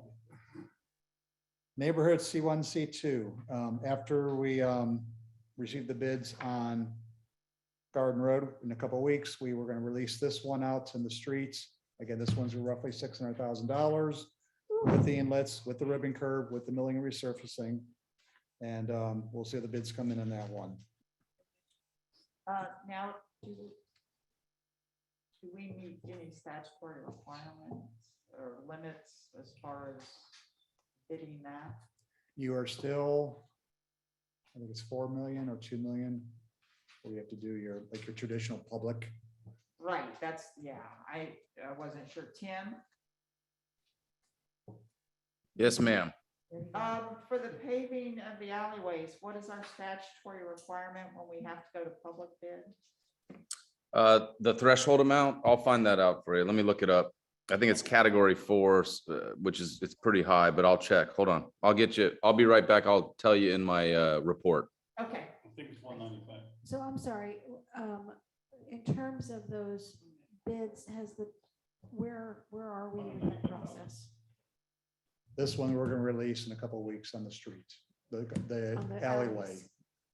I'm trying to stagger this a little bit because when I get to my change order, you have about roughly $1 million of capital projects going to hit the street this year. So Yeah. you got a lot going on, which is productive, but it's also getting expensive. So both my stuff and the stuff you're going to build. So that's why the reserve study, adjusting those numbers are going to be critical. So the RV storage and boat, Mr. Brewery, but that will go in after we hit the street with this. Greg and you have resolved all the comments. The stuff is ready to go to the county, probably after tonight, maybe early next week, it'll go to the county, get approval. So, Now, this is just the fencing, right? yes, but there were specific requirements regarding the For height of the certain fence, days and landscaping. Yep. Okay. To But- that point, go ahead. So will we be pulling the permit or will straight line fencing be pulling? It was in their original contract that they pulled a permit, but Yeah, we're gonna get a site plan approval and they'll probably end up doing the building permits and pull it. oh, okay. Now, we pulled the permit for the dog park. Whether or not you want to do the same thing for this or let them do it, so. Well, we're gonna have to come to an agreement with Straight Line Fence, because they're gonna have to revise their contract, because we are significantly changing their scope of work from what it was to what it's going to be. So, What's the difference? oh, we've had to move a number of fences. We had one piece of fence was encroaching on somebody else's property. That needs to move. We're adding 200 feet of fence, maybe, to the original contract. We're adding the opening gates to the contract. So the straight line fence was originally just going to take the existing fence, open it up, and then he was gonna surround the new area. Well, we've changed that a lot. Because of meeting other fences, site surveys have changed things. We found the encroachment on, The wetland buffer areas and. right, so the way it's gonna go in is changed, and then we got that whole front line, the front crossing where the gates are going to be. That wasn't anticipated originally. Okay, so it's not a situation where we can use the old contract for the bulk of it and then Piece it in. piece the other one in, because I just don't want to see things skyrocketing. Especially when he claims to have already purchased the material and having them stored on site. Well, the question was, can we use everything that you've already bought? And the current plan covers that. There will be no waste of anything already purchased. But the total labor and the amount of needed additional fence is still gonna be over and above what that original contract is. I'm gonna bet that we're gonna add $7,000 or $8,000 or $9,000 to what's already out there. To the already 17.6. 18.8, I think it was, yeah. And half of that's already paid, right? Right. Yeah, 17.6, right? 8,800, that's already paid. But you're gonna have some big expense, because now we're gonna come around, cover up, and, come to the front of the connexes. We're gonna have two significant gates there. And you gotta decide what you want with the gates. I think Mr. Hamstra has it set up for swinging gates. Believe so. I gotta check with Greg, but That could change to electric gates. Don't know. We're not quite at that point. You're gonna get the site plan finished. So, and then once the fence is done, now we're gonna talk to the landscaping, because we gotta buffer all that from sight lines. The important thing is that we're gonna be able to use the fence that's there, and we're gonna have to modify that contract, and that's gonna require a little bit of thumb pressing, I believe. But we're gonna get to Let's that just, point. yeah, let's see what we can do with the existing, if there's any way to do portion of the existing and then we can do an add-on. We're not gonna throw away very much, if any, of the existing fence. we'll be able to use it all, so. That's one section that's gotta be moved. Right, That's but what we- again, I don't want him to come back, he bought it already at an existing price and then charge us the current going rate for the fence. I suspect he hasn't purchased anything.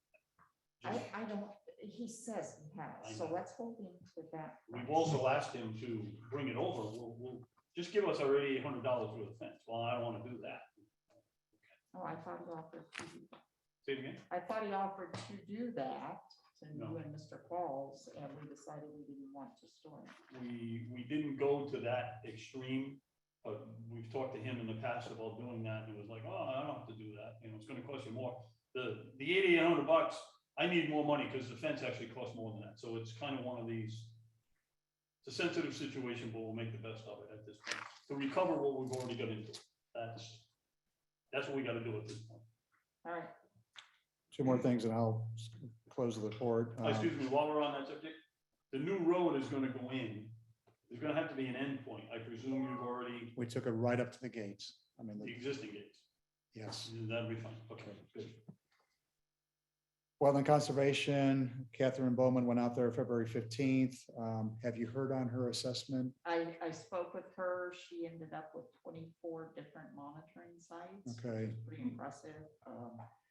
And I think she has a really good thing, but we are trying to regarner, if you remember, we talked about staff was supposed to log and track hours done so that we could report it. This was 6 or 8 months ago.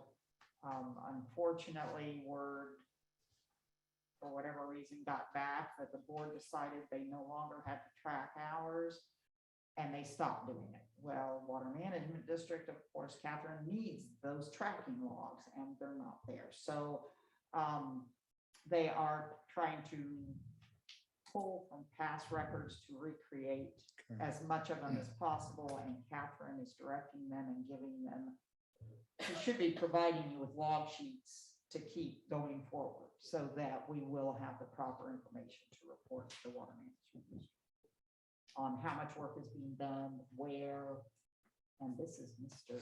Brett Perez. I spoke with Catherine yesterday, and spoke with Vincent and Brad. Brad actually sent me over an email earlier today with going back all the way to June of last year, looking through the dailies that he was sending over for our weeklies that we sent out. So I have that email. I'm going to be going through it. It's not going to, and speaking with Catherine, what she really needed was from us was, okay, give me the locations as much as possible that you could, that you spent time at in hours. We don't necessarily need the exact day. So, Right. We have, I think I have enough information, but is what I'm getting at from Brad to translate over to a spreadsheet to provide to Catherine so she can then send off her report. And that came today. Right. And then we're moving ready to forward, track forward. Now, Vincent's got the information. We do have logs on chemical application, right? In their required log that the state requires us to. You're required to keep track of the product you use, but not necessarily, Not necessarily where. no, just amounts. Well, that's depressing. Yeah. But, okay, so that might help too, because I presume he's using a lot more chemical, the more he's going out. Yeah, I mean, we should be able to find out, but again, she didn't really need that, she didn't make that request. The biggest No, thing no, was the she was locations thinking, and, she mentioned that you could possibly use that. oh, going back to look recreate at dates, hours. right, yeah. But I have information, I'm gonna try to, I got that this afternoon, digest it and put it over to a spreadsheet so I can get it off. Wonderful. Sorry, David. Hey, The floor is yours. you owe me a half of that. All right, thanks. All right, last thing, and this is really, Brad will be talking about this later, is the Cherry Hill rear yard swale. I guess he's got a quote he'll present to you later this evening, so I won't take that. And I'll stop there on the reports, unless you have any questions on the remaining items, because I know we got a lot more to go on. Any questions on the remaining items in the report? Well, just the request. The change order request. Yeah, that was next. I just wanted- Quickie, you've already got everything for the House Bill 53 report that's due June 20th. I had the inventory. I don't have the, what they call the capacity analysis yet. Okay, so you still have to. We're work still on trying to it. sit down with Tallahassee exactly what they need from a CDD. And then again, that was an unknown previously, so that's. I have a question on the stormwater analysis. That's what we're talking about, right? Mhm. Okay. Are you providing a proposal, or is that just coming out, you're incorporating that into the change orders, or is that gonna be a separate proposal? Because I know district engineers right now and all my other districts are submitting those proposals to do that report that's due. That'll kind of dovetail with the change order if they want to do it that way or submit a separate Okay. proposal. Yeah, Yep. I just wanted to make Yep. sure so we can, It's being addressed. Yeah, Yeah. yeah, that's what I was concerned with, and my understanding was that it was part, and that's one of the reasons your billings are more than we originally expected. Plus, there's just a lot of work. Yep. Well, let's dovetail to that. Real quick, sorry. So with Billy's Trail, is the plan for improvements, is that tied to the developer fixing their silt fence issue? Or are they that- independent? Can we talk about that publicly? Or? A little bit, and it's like, unfortunately, the developer closed his permit out quickly without doing anything, but they allowed it to be closed out. So the requirement for silt fencings and bank stabilizations and everything has slid to the home builder. They still have an open permit over on East Lake, and they're in violation there. They never even pulled a permit for this one. So that gets even touchier because you can enforce against somebody with a permit, and what just does not make sense to me, it should be even worse that you. Yeah, get I know. That's involved this with part I don't get. full permit. But it's not. Basically, we can't enforce against them if they haven't pulled a permit. Sounds like a cop out. So anyway, there is work going on to try and get them in compliance. But again, doing much more work as far as upgrading Billy's Trail might be counterproductive until such time as that part is fixed. The slopes are sodded, stabilized, and then we don't have any more of this nonsense. It's incredible. I can't, when she I told just me about, if they don't have a Can't- permit, I used to be that enforcement and back in my day, if you didn't pull a permit, we really stomped on your head. And, you know, we were a little more lenient with those who maybe cut the edges on their permits, but if you didn't pull a permit now to hear that, well, if they didn't pull a permit, they're not in our system, and, you know. But they are trying to work with them to get them permitted but the way the building is going in there, it may be all built out before. That's the report on that. Okay, sir. no, it's important, but it's frustrating. So, all right. So that's it for district engineer report. Change order number 1, which I have submitted through our agenda packets. Yes, we are off to a extraordinary pace just for the first 3 months. But I will say, in all the CDDs I serve, we are not doing construction documents to the pace we're doing them for, we did them for Garden Road, the alleyway, boat storage, the swale, the dog park. And so the plans and specs are typically not part of your traditional CDD work of broken sprinkler heads, sidewalks, potholes, but we are proceeding with these to get them on the street, but they're racking up quite a burden. So I don't know if in the future, every time we do a garden road or an alleyway, if you want to treat that as a separate proposal, or just understand, and I hate to keep coming to you every couple of months saying, Need more money.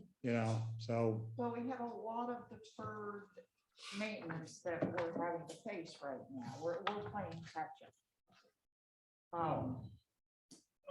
My recollection is the first go around about a year ago was $40,000, I think. Correct?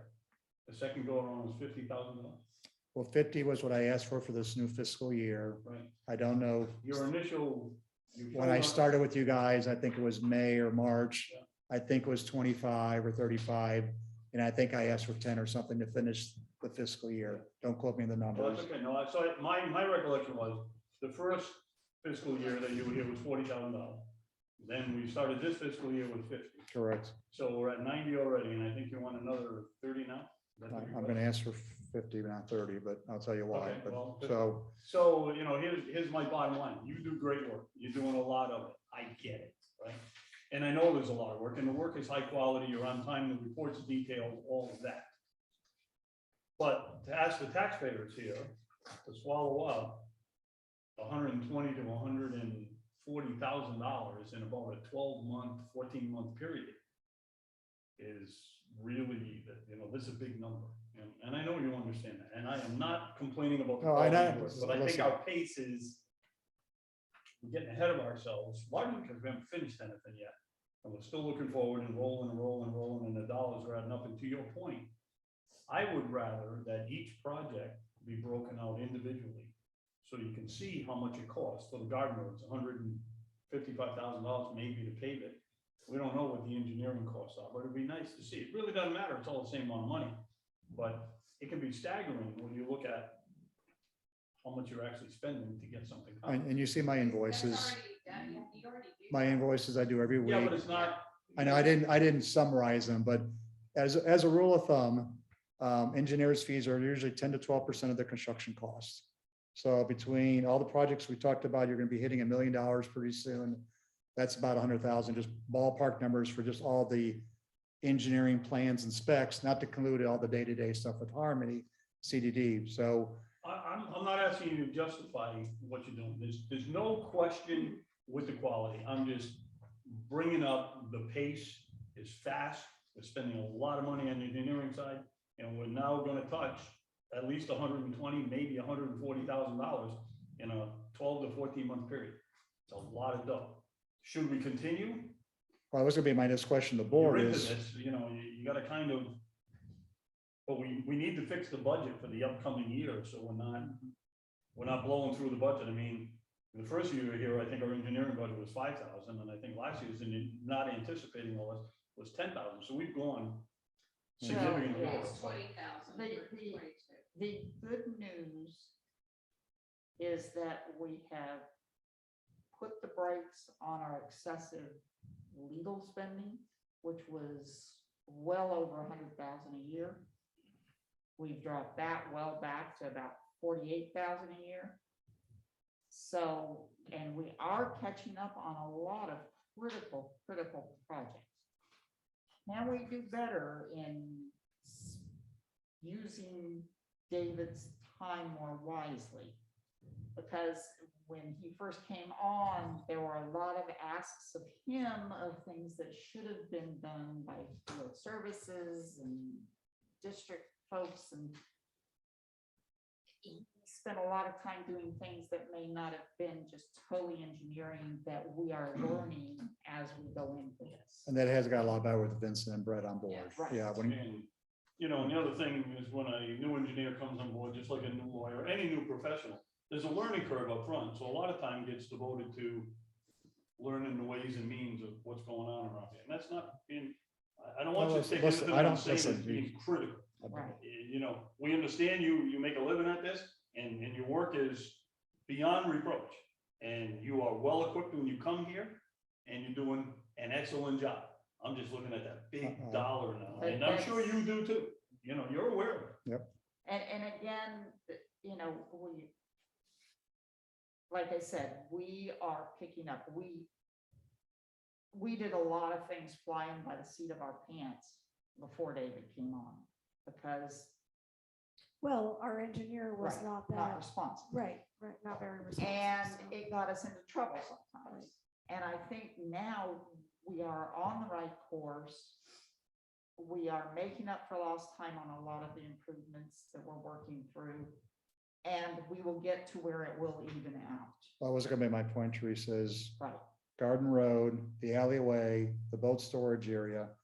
Those are your big three capital projects. At that point, you take your breath for a couple months and just get those built. And unless there's broken pipes in the estates, I think that I'm aware of, I think your big ticket items are done or caught up. Right.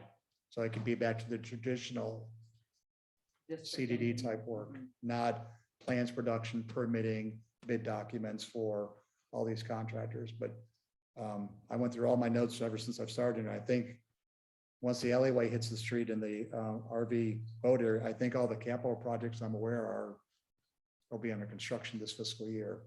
So there should be a big drop off in our design plans, permitting services we're doing for you guys, but And then the only thing left would be the stormwater analysis, which is a big project in itself. yes, which I think will be a separate proposal. And 'Cause Oh, that's beyond a the, big beyond the project. change order. But the House bill that's required in June 30th, the inventory's been done. We did the inventory almost from day when we got here. It's this analysis. You guys are not quite built out yet, so this capacity analysis has to do with your future growth and demand on your system. Some CDDs are built out already. That portion gets really easy, but I'm still investigating how much the CDD versus cities and counties have to put into this energy or efforts. So I'm trying to get that And right. I have to provide him and work with him on a lot of that too. Budgets, it determines a 5-year plan. And I have to provide him all the numbers and all that stuff. So it's a pretty extensive, I don't really know why they decided to do it this year. But just to It's related. clarify, that work is not included in the requested change order. I like to say, I hope it is, but I don't want to sit here and say it is for sure or it isn't. I'd rather find out exactly that our scope of breadth of work versus what Infomark will be providing. I'd like to say I can do it before we exhaust this 50,000 request, but by all means, next month, once we get into in great detail, I'll be able to tell you for sure that what it involves and So are you then requesting we table the change order until? next no, month? I'm already, No, he I'm already wrote. already floating. I mean, we He's just, already Yeah, over the top. We're- he's floating 3 grand. and we're floating 18,000 already now because we just finished the alleyway stuff for the street. So, I mean, we've been moving to keep this stuff on the Right. streets. So to back up, you're 18,000 into The whatever 30,000. additional we improve. I already done the first 6 weeks of this year, which is January and half of February. I'm already 18 to my 30. That's why I'm sitting here respectfully saying 50 instead of 30 is what I'm asking the So board what you're saying is if we give you 30, there's only $12,000 left for February and March. Oh, so you're changing the change order because the change order was. for Yeah, I know. the That's what, 30,000. yeah, that's what I said in the beginning. Unfortunately, with we've been moving along to get everything else in the streets, so. Oh, I didn't hear that. Yeah. The good thing is moving forward after this year, that stormwater analysis won't be. It's a big done. chunk. And all your capital projects will be under construction And we'll be, and you'll be Yeah, back to but what normal capital business. No, Projects will we have You're next? never done. With Well, a 20-plus-year-old project, you're never done. I said what I said, we're between a rock and a hard place. We have to continue. We know we're already in $18,000. So are you moving to approve the change order? No, for I'm just saying 50,000? something. Is anybody? I will entertain a motion at this point in time. Is there any more discussion? I mean, yeah, for you can do the 30 like I've asked for, and then when I tap out in February, March, you're gonna be back. we'll be back. We'll see how much left work there is really left to do the remainder of this fiscal year. But You're I, already 18 I'm already into into that. it, but I'm just being honest and transparent. Right, so if we were to do that, you would probably have a better sense of the stormwater. By next meeting, I will talk to Angel about how much is actually involved. Well, it doesn't matter. If we approve now, it's gonna come back for, Next month, yeah. It's just pushing. It needs 3 roll leads to cover all this, but again, this is not, I don't want to think, this is not about you, it's about the total So amount. of I- money. listen, I take So nothing personal I sitting will- here. I will move to approve the change order request. Yeah. What But else are you gonna do? Which change order? The one, 30 or 50? 50, what are you gonna do? He's telling you he's not gonna make it through the fiscal year. We may not make it through at 50. And as much as bothers me, what are you gonna do? Get him to April 15th and he says, hey, I'm out of money. I'm not doing anything else till October 1st, right? I was waiting for you to make the motion. You get the rock over here and you get the hard place over here. Okay, I have a motion to approve Pegasus change order number 1 as they have amended it to $50,000. Dan seconded. Dan seconded. Mike dropped off the Zoom at some point. Who did? Oh, Mike. Mike. When I start talking, he left. So Didn't want to. Don't take it We personally. started hearing 30,000. I had listened. 50,000. All right, I have a motion to approve. All in favor? Aye. Aye. All opposed? Hearing no opposition, approved unanimously. Word of request for you. At Christmas, you bring the cookies. we'll do that. That's right. Make it the good ones that publish. Calorie free, gluten free, low, everything, the good cookies, right? I greatly appreciate it, board. I really do. I just, Well, it's not comfortable sitting here asking for a big take, but I also know we're getting a lot done. You all are getting a lot done this year and it'll be good. So, I will tell you, I've been working with engineers around here for a long time, right? You're responsive, you give us paperwork, the report you gave us last month with the big 90% drawings and all that. Never seen anything of that quality before. I realize it's not cheap, and you don't work cheap, and that's okay, but your quality is above reproach. When there's something to be done, you let us know, Thank you. and you're responsive, and you hold teams. So I wrote down your quote from the dog bags, which good is expensive. So. cheap is good, but good ain't cheap or something. Yeah. We deal with him from our. All right, we know next about cheap. item on the agenda is our District Council, Mr. Qual. Can you step up to the mic? Yes, ma'am. Thank you, Madam Chair and members. I have before you a couple of agreements for your consideration. One is the Blair and Bowman agreement.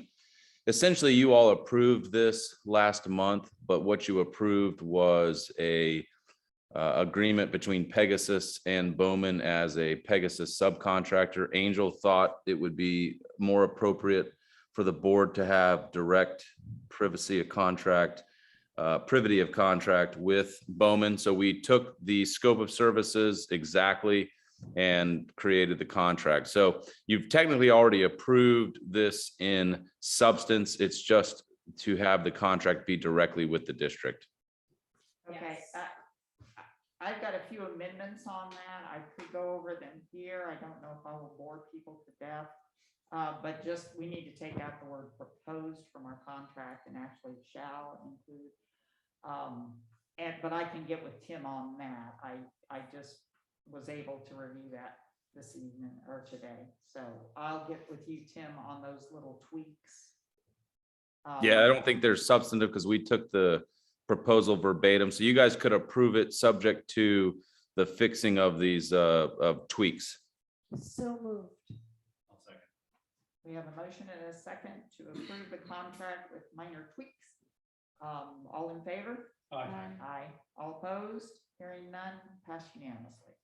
Okay, the next agreement before you is with a company called Prop Logics.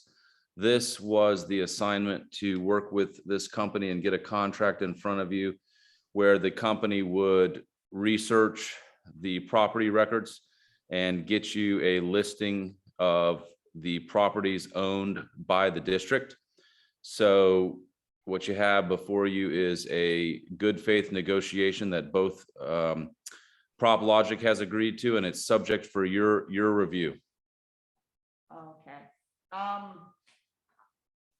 At the last meeting, I had some questions that we couldn't answer. So I got on the phone with Stuart. We spent about a half an hour going over things. Stuart Title. No, Stuart Holly, Oh. who is our contract representative on this property inventory, our property ownership report.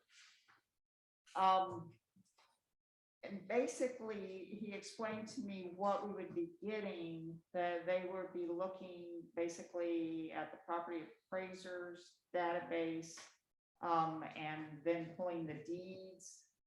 But they're going from today's date back maybe 1 or 2 deeds. The problem is, and I put our specific issue before him, and he said, no, this report would not have found the issue with the B1, U1, U2, because it happened 3 deeds ago. They will be giving a list of properties and the deeds associated with them, as is the most recent in the property records for us. But that would not uncover the real issues that we're looking for, which is stuff that happened historically, where Birchwood deeded it to us, and then later on, Harmony, Florida Land, deeded it to someone else mistakenly. So he said that wouldn't find anything like that. The other thing it won't find, if any of these properties, these deeds come up with a meets and bounds description, it would be additional dollars to go ahead and figure out what on the map corresponds with that particular parcel. So again, there are definite holes in this. If this will just give us a list of basically kind of what we already know we own. Well, It won't find the errors, past errors. I thought that last month, that's what we asked for, was an inventory of property that we own. And that But was this my isn't gonna understanding. give you that. My understanding, well, Yeah. it'll, right. Well, what the contract says is that the contractor will utilize industry standards in order to delineate the properties owned by the district. So that they will go through the records and they will pull up everything in the records that is showing as being owned in fee simple by your district. I think what Madam Chairwoman is looking for is a title search. Different from an inventory. Right, basically what we were looking for is going back to our inception, seeing what was deeded to us, which again, we should have been keeping records of all this. So seeing what's deeded to us, and then we would know what we own. But right now, there were things that were deeded to us that subsequently were sold inappropriately by someone else. It's not gonna find any of those. And those are the real ones in question. I can go to the property appraisers database and see the 90% of properties we know we own. The question is, which of those other remaining properties might we own that we don't know we own?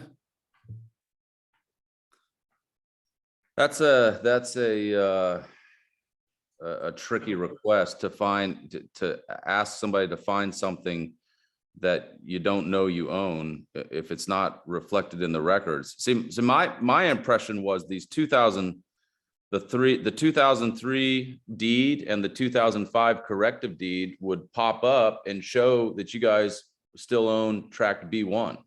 And I don't know why that wouldn't be the case. That's what the record indicates. And so, We corrected it to indicate. no, that's what the record would indicate now, based on the deeds at the Osceola County clerk's records. You can still pull up those two deeds now. But in my discussion with him, he said that if he had gone before we corrected the property appraiser's database, if he had gone to that parcel, he would have pulled the deeds from Harmony, Florida Land to Harmony Retail and Compass Trading, or Harmony Retail. But he wouldn't, and he might have even gone back one more, which would show Birchwood to Harmony, Florida Lands. But he never would have gotten to that 2003 deed. That is the true and accurate deed of record.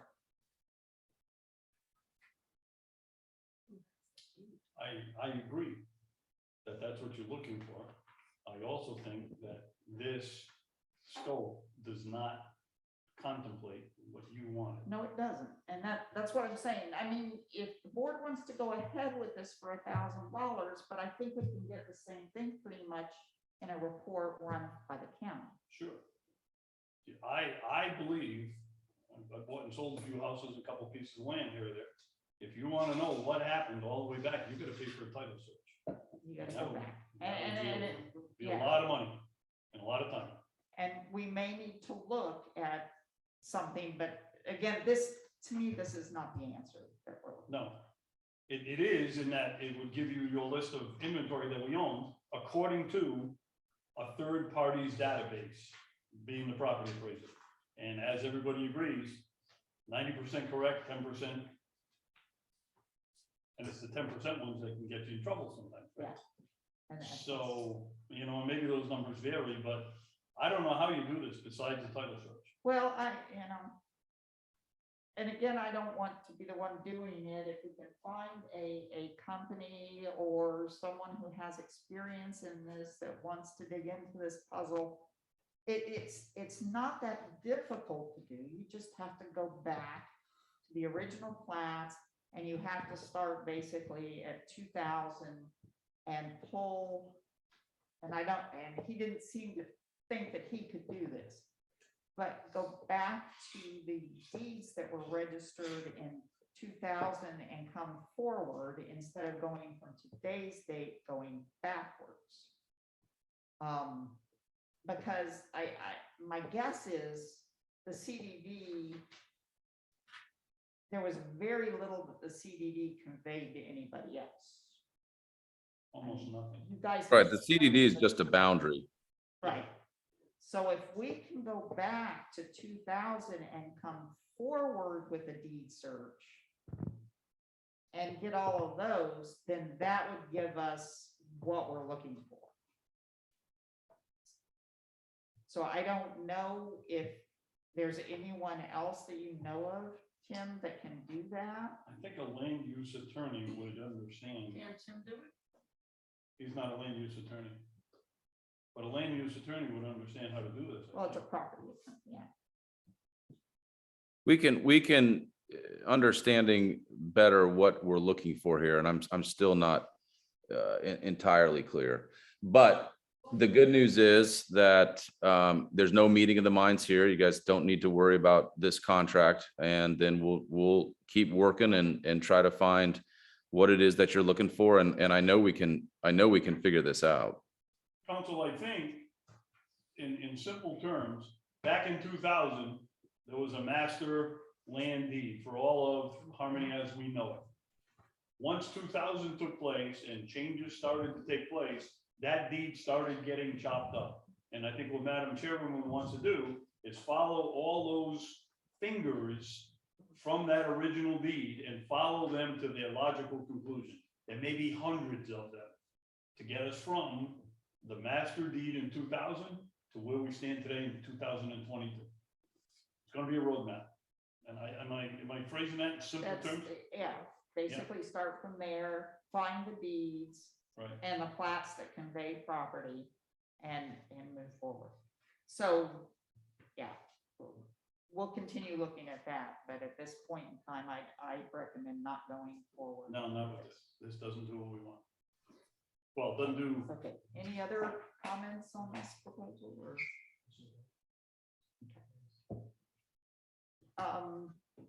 All right.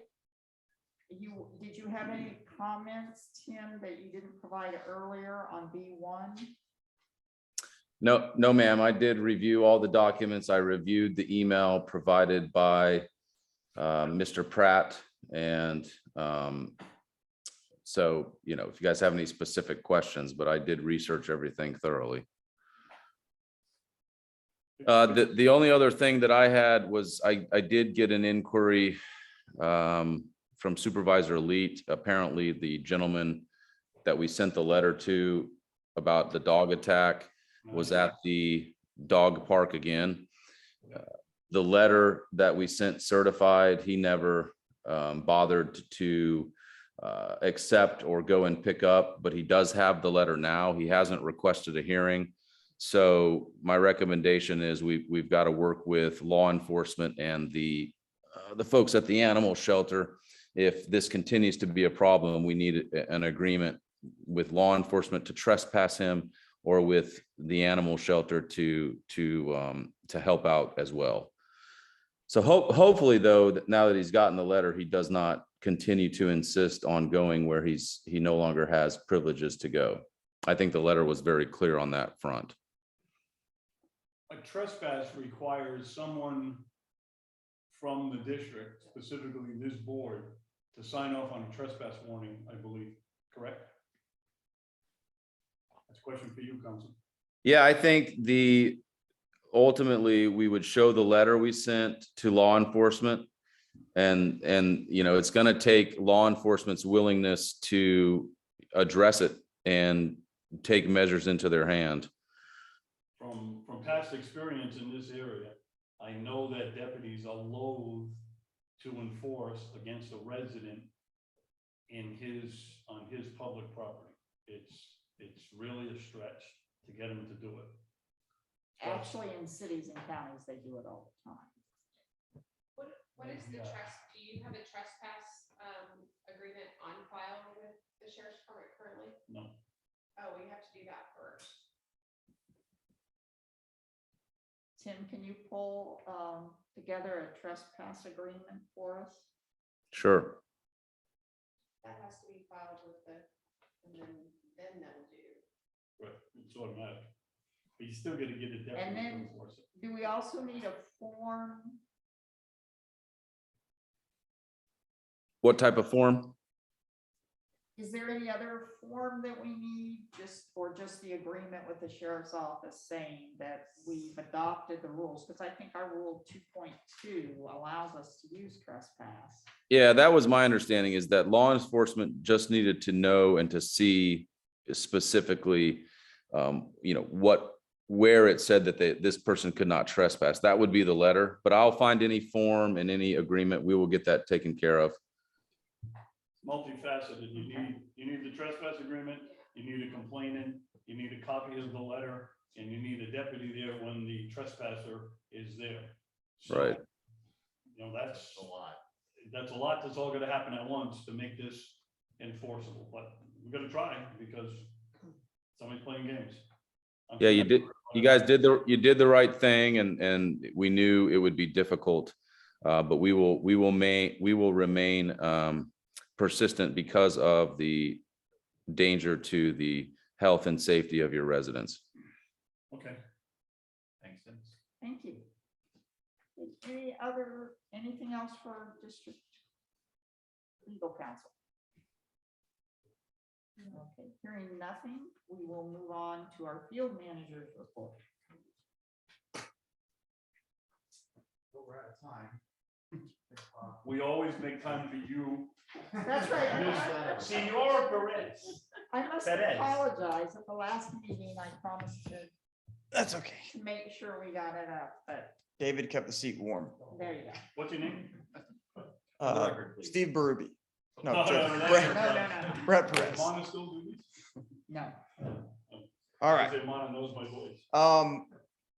Before we get into the big stuff, so I don't remember what page it is, but in the agenda, I had a quick overview of some action items we already discussed. The resident was here tonight at 7048 Button Bush Loop. That's already been discussed. So we'll move on from that. Towboat update. Photos are below. Jim said the boat should be wrapping up in 2 weeks. I got a text today that he put the slip proof flooring in on the bow and the flooring, the hull. So that's moving along. He's again been great to work with. I know it's a little slow. Well, he spends a third of his day sending pictures and text. They come once a week typically. As you can see in the one picture below where the engine's at, the kicker motor has the extension bar on it. And then the last step will be putting the U handle to control that while standing. The swale restoration proposals, again, I think there's one in the agenda. I reached out to CPRA and SiteWorks. CPRA has been very slow to respond. And SiteWorks did provide their proposal, which again, we can jump down to that if we want to, or I can continue with this update. Pretty pricey. Yep, there's two options, I believe. One is per David's plans and the other one is what they kind of looked at and said, hey, we can do this instead. But Well, both options are per David's plan. One uses I guess Particular site kind a of mat, Yeah. a mat, and they said they could use plywood and Yeah. rocks. and rocks. So I have a question. If we spend this money, how likely are we to get it back from the owner of the property? Not very. I've already heard from this gentleman multiple times. What have you heard? He thinks he's being persecuted, he's not gonna pay, good luck, how are you gonna collect, blah, blah, blah. I said, these are all questions I can't answer. You should have answered the lawyer's letters 3 months ago. I'm sorry, just the way it is. You had your chance. You could have fixed it yourself. You chose not to. Oh, we didn't think we needed it.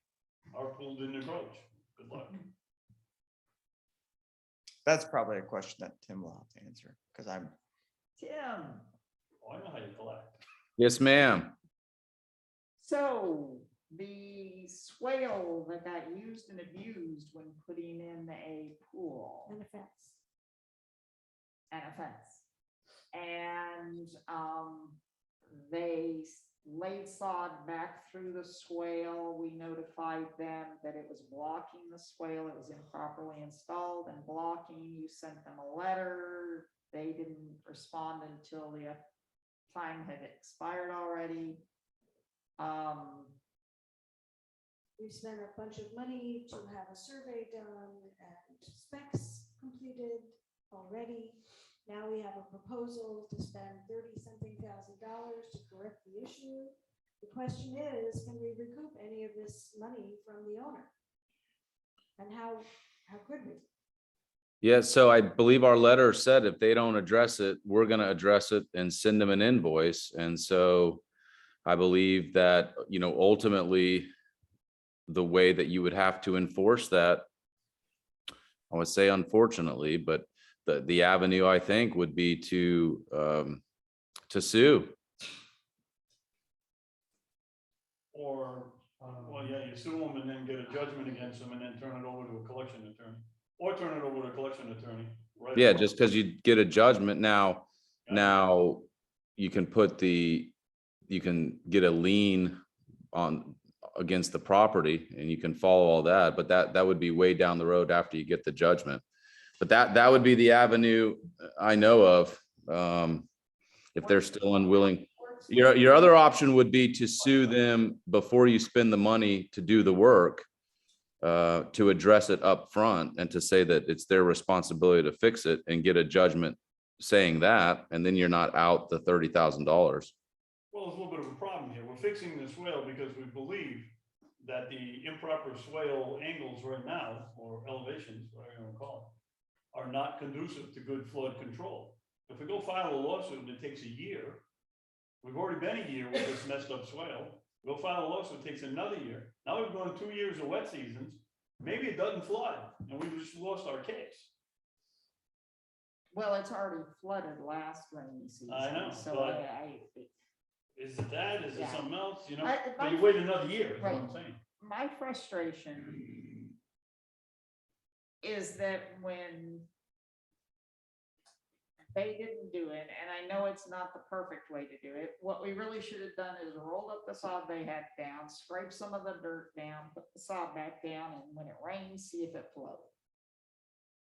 We spent so much time doing it the right way, which I understand, but again, and it's going to cost an outrageous amount of money. The other way is go in quick and dirty with a bobcat, skid steer, scrape it off, do it as you suggested, quick and dirty, leave town, done. See if it works. I don't know. You got a What is- $32,000 risk here that we're probably never gonna collect to avoid some water running off in improper places that may or may not be corrected by this. I mean, that area is always flooded. It's gotten worse with all the people with tools, without a doubt. But Yeah, if we follow the engineering and we do this, it's going to drain. Swales work wonders when they're designed properly. oh, I'm not arguing that, But again, the cost is, like you said, I'm almost ready to send our tractor out there. Well, here's the problem, Madam Chairwoman. We're already into it for the engineering cost, which I don't know what it is, but it's easily $4,000 or $5,000. We've got a survey out there at another $2,200, I right? don't remember. I think it was to engineer the whole thing. David? I think it was 900 for this location. So call it 1,000, right? So we're in for $4,000 or $5,000 already to get where we need to be. Now, we're contemplating taking the next step, which is surprisingly expensive. But can field services take that next step? That's what I was just gonna say. I don't know who would be, who. I mean, This is we've got the intense. piece of. Well, we don't have a skid steer. What we have is a tractor with a small bucket on the back and a bucket. You can't use the bucket, the front bucket. You potentially could use the rear bucket to go in and dig out the sod and dig a trench as big as you want. Remember, the bucket's 12 inches wide. So you probably go into that swale and make 2 or 3 passes off the back with the bucket on the back and set it as deep as you want, and you need a continuing slope, right? You'd have to string line it. Field services could do this work. Will it end up, and with a little bit of care, David's got the engineering drawings, they could get it done at probably minimal cost. And then you decide, do you leave the dirt there or do you resod it or whatever? It would only make sense to leave the dirt. It's a fairly large project, but it would save a lot of money here. What's the confidence level, Brett? Mine is 0. Yeah, I well, can tell you that. hear me out for a second. That little tractor is designed for people, we bought it for a reason. It's not hard to operate. It's designed for people who don't have an operator's license. It just requires a little bit of common sense. Right, but And that requires somebody who wants to get on that seat and is willing to play around a little bit. And I would suggest, before we make this decision, and we'll let Infomart talk to your people, you figure this out. But there's lots of area that we own over by the office and all that. You could take the tractor and see if somebody can go out there and play with it a little bit, hour or two, and see if they can dig a nice trench, make it nice and clean, and get a little bit of an angle. I mean, Vincent, how comfortable are you in using the backhoe on that? You're fine? You know, Are there lines or anything out there that can be? No. no, there's no underground. We can still call 811 before we do. We should, Oh, of course. we Yeah, should you still must do call that. 811. Absolutely. And then, what you're looking for is, if I remember the drawings right, you have a peak in the middle of this swale and you want it to run downhill from that peak in the middle. So the swale is going fine, hits the pool area, went up a little bit, and then Right. continues down. So The we good need to- news is you're doing work within CDE property. Right. Yes, If I thought for any reason you were going to close the private property, no, I would, but There's plenty of space out there. I don't care if Vince wants to swing really wide to go around the house. It's all CDE property. Okay, that makes me. Yeah, there's access to get back there. You We'll get go to access the, right we'll go to across the the end of the street and then come back up the You don't have road, to or, Go in from where the school or, is. yeah, that's what I say, or the front side of the street and go That down. tractor Either won't way. damage the sidewalks.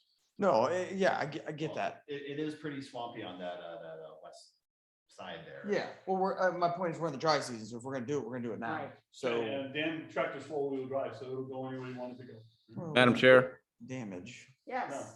my recommendation is just keep track of your time and your effort, field staff, because we still should at least try to redress this with the individual that caused the problem. Yeah, and send it to And if collections. he gives us a lot of flack about that, we can say, hey, look, it was gonna cost you 32,000 plus the already added to that. Engineering fees and all that. Field services got this done for you for $1,000 plus the engineering plus it. We're taking 60%, 70% of the cost. I'll be happy. right? So you just locked me in at $1,000. Whatever. No, at your rate, I mean, that's 20 minutes. I forgot that. I'm sorry. So, But if you're comfortable, I think from the board's perspective, and I see you smiling and shaking your head that you're okay with it. It's not hard to operate. No, I but understand. there's gonna be additional costs, right? We're not gonna leave it bare dirt. It's gotta be sodded. So Yeah, we're gonna well, have to get sod in there. Right. well, if we can roll back the existing sod and roll it back, I don't know how that's gonna work. If That's we the tear head it of up, the It's gonna be hard. yeah, That's gonna be hard. if we tear it up, then we're gonna have. Yeah, and I to mean, put again, the we have filter rakes, sod. we have hard rakes. So again, there's gonna be some fine grading with Mhm. rakes and shovels and, just to make sure it's, we're not gonna just dig a trench and leave it rough Here's the deal. graded and You throw it down. drag the pressure washer in there after you're done, and you pour water down the swale and see if it all runs. You want hot water or just regular water? We might get in hot water with this, but I would suggest cold water. We don't want anybody to get burnt, right? But I mean, you got 300 gallons of water. Yes, we can open it up and let And you it can run it run. down. You can see if what he did is right. All it needs to do is go downhill from the, clean it all up. And then to the point with sod, Sorello does sod, it's Bahia, right? Yeah, we have other vendors we can also look at too to get Sure, pricing. or other vendors. We're going to that point here in a second with, Okay. You guys want to think about this? You want to play with it a little bit and come back next month and tell us that you think you're good I or? think you should kick it down with Dan. no, we'll get moving on it. Vincent, put on your to-do list for the next 30 days, please. Let's get on it. Let me know when you're doing it so I can come out and bill my hourly rate. It's $1,000 every 20 minutes. No, The that's, nice side, the scope and everything, Dave, is a picture, make sure everybody understands. what's I going have on. the plans and a You have it. giant, yeah, I mean, it's not gonna be to spec, but it'll be, we'll have an idea, I'm gonna yes. tell you what, you bring a contractor in, it's not gonna meet the engineering spec. No, and I think some of that, listen, you're talking about laser grading and stuff like that with, I'm assuming with some of David specs, there's certain drops and falls that he wanted in there that, we're not gonna have that. We just need to get water from here to here and it's gotta have some sort of fall. And David, I mean, we're not gonna paint ourselves into a corner. I mean, even if it takes a couple passes to ultimately. Yeah, no, I mean, surprising part, you look at the permitted plans, that swale was never supposed to be there in the first place. They're supposed to sheet flow off the property and cross the pond berm into the pond. And whatever change they made during construction of the homes or the lots, they decided to take it down. Yeah, the change was they had to drain that big pond, dig out thousands of yards of dirt and fill all that area higher. So the sheet flow didn't flood the homes. Yeah, the lots had to So go when higher. those Yeah. lots went up 2 or 3 feet. Then they Outrageous needed the amount swale of to fill. control the outflow. That's what happened. Okay, we'll get that moving. So that Sounds like a cooperative agreement from field services. Thank you, we folks. will table, or you all can table the site works proposal. And you're gonna put some time on that tractor. All right, moving along, sidewalk panel replacement updates, ACPLM and driveway maintenance were both contacted, provided David's fantastic maps of all district-owned sidewalks with revisions that were pointed out by Teresa on a couple sidewalk ownership pieces, so they all have them. ACPLM was supposed to have the proposal to me today. Orlando Driveway has reached out and said that they are still working on it as well. That's what I sent you, right? Correct. So this proposal that we're looking at again is will address panels that are lifted like the 7048 button bush loop discussion we had earlier. And all crack panels. I believe there's one in the field report, which we'll get to because I know Steve's itching to ask some questions on that. So that's what this proposal, when I get it next month, it'll be included in the agenda pack both of those proposals and we'll review it at that time. Yeah, if I can interrupt for a second. No. We've been grinding sidewalks and replacing panels around here for 4 or 5 years now. When you look at the overall cost of grinding panels, sometimes 2 and 3 and 4 times, the cost of maintenance to that little machine and all that. If you can do panels relatively cheaply, which is where Orlando driveway will be, and they'll pull the roots out, it very quickly becomes cheaper to just start replacing panels and groups. Not to mention that the first $5,000 of each project or per year is paid by our insurance company. So after watching hundreds of these things being ground and probably 100 or more being replaced, the replace is the way to go. And you solve the problem because you get rid of the roots. You grind it today, in 6 months, it's back up because the roots keep growing up, right? Yeah, well, we need to be careful on that. We need to look at that closely, because in some of the research I've done, correct me if I'm wrong, Brett, when you start cutting those roots out, one, you potentially damage the trees, and if you do it once or twice, then you're really causing a problem. Also, the tree has a tendency, when you cut roots away, to that area and put out even more roots. Yeah, so So it's a $1 million, well, it's more than $1 million question the that. question is, do we need to start? The city of St. Cloud actually, instead of cutting the roots out, puts their panels up and slopes over. So no longer do they have flat level sidewalks, they have. Yeah, I mean, there's that option, which, again, still doesn't alleviate the fact that over time, those roots, can still push them up, right? So there are other districts, again, Celebration, we just had their meeting Tuesday night. This is a major topic, community. They refuse to lose a tree. Right, they don't want to lose trees, right? So, cutting the roots out, which is a process we're doing currently in Celebration, is it going to jeopardize the health of the tree? Are we going to see it right away is, I think, the bigger question. I don't think you're going to see the tree deteriorate or fail as rapidly as you would anticipate, because again, you're not removing 75% of the root structure. Right. You're removing maybe 20 to 25%, depending on how bad some of those panels are. So How far down do they go? When they're, I mean, well, I mean, when you take the slabs out, when you take the panels out, that's a 4-inch, 5-inch panel, but now you're looking for the root that's underneath it. So you have to cut that. Well, you're cutting it basically where the pad was at. right, where it entered, yeah. Right. So wherever you're taking pads out, if you're taking pads out the length of this table, you're cutting out any roots that are protruding across In the that sidewalk 4 inch in depth. that area. Right. And some of those roots can be 6-8 inches. I Oh, mean, we've had them bigger than that. I'm just, again, examples, right? So the next question that To gets your asked. point, though, on that point, we've replaced somewhere between 50 and 100 pads already. To my knowledge, we've never seen a decline in trees at any of them. Well, And they're scattered all around. Because you probably won't. so where I was going with it was, there's options, and the options are, do you start, and this is some of the discussion we're having at another district, is do you start taking down the larger trees and then replanting them, same No. species, smaller tree, and then in 20 to 30 years, you're having to Same worry problem. about it again. Right. You can't eliminate them because, again, the site development plans, one, you can't eliminate them because part of the beauty of these streets and where you live is the Trees tree are canopies, lost. et cetera. So, and you're not going to go in and change the site development plans for the community to replant with a different tree because you're talking about costs that are out the wazoo there. You're not really going to win it either way, right? You're gonna have some people that are saying, like the gentleman here from Buttonbush, just take the tree out. I'll take it out. And then you'll have other residents, some here, that are saying, absolutely not, don't touch it. We love it. This is what it is. Cutting the roots and replacing the panels are probably your best option at this point in the game, because even root barriers, once you cut the roots, you put the root barrier in, it's going to get to that barrier. It's going to go down, or it's going to go over the root barrier and you're back in the same spot. So, again, long-term option is you just got to keep replacing panels.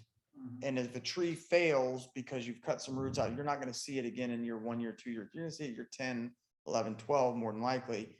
And then you take that tree out like we did with the sycamore that died, you replant and you move on. Orlando driveway holds the contract with Orange County. And they, countywide, they pull panels, cut roots, put panels back down. they're probably gonna be pretty cost effective on this, because this is what they do every day of the year in Orange County. So we can, Brett is absolutely right, and I'm sure that their representative, his name escapes me now, but I'm sure he'll come in and talk to you about this and their experience in Orange County. They're really nice people. I had them do a drive-in in my house, and that's how we found them.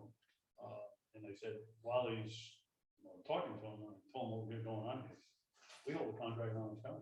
We do this all day long. We're ready to go. So that's why he's got them on the Yeah. proposal list. And that's what they do in Orange. I mean, Yep. Well, let's see. So it'll be next month. We'll have those, again, next month, and we can, again, cross that bridge and have that discussion again at that point.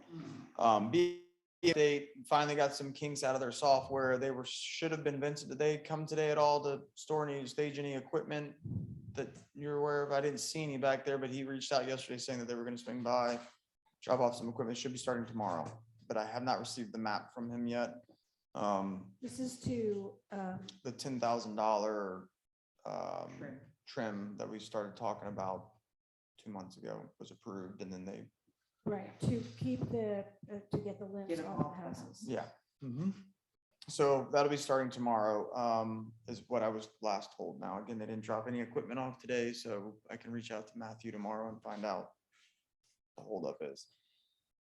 Speeds Pool update, swim club. We had a meeting out there.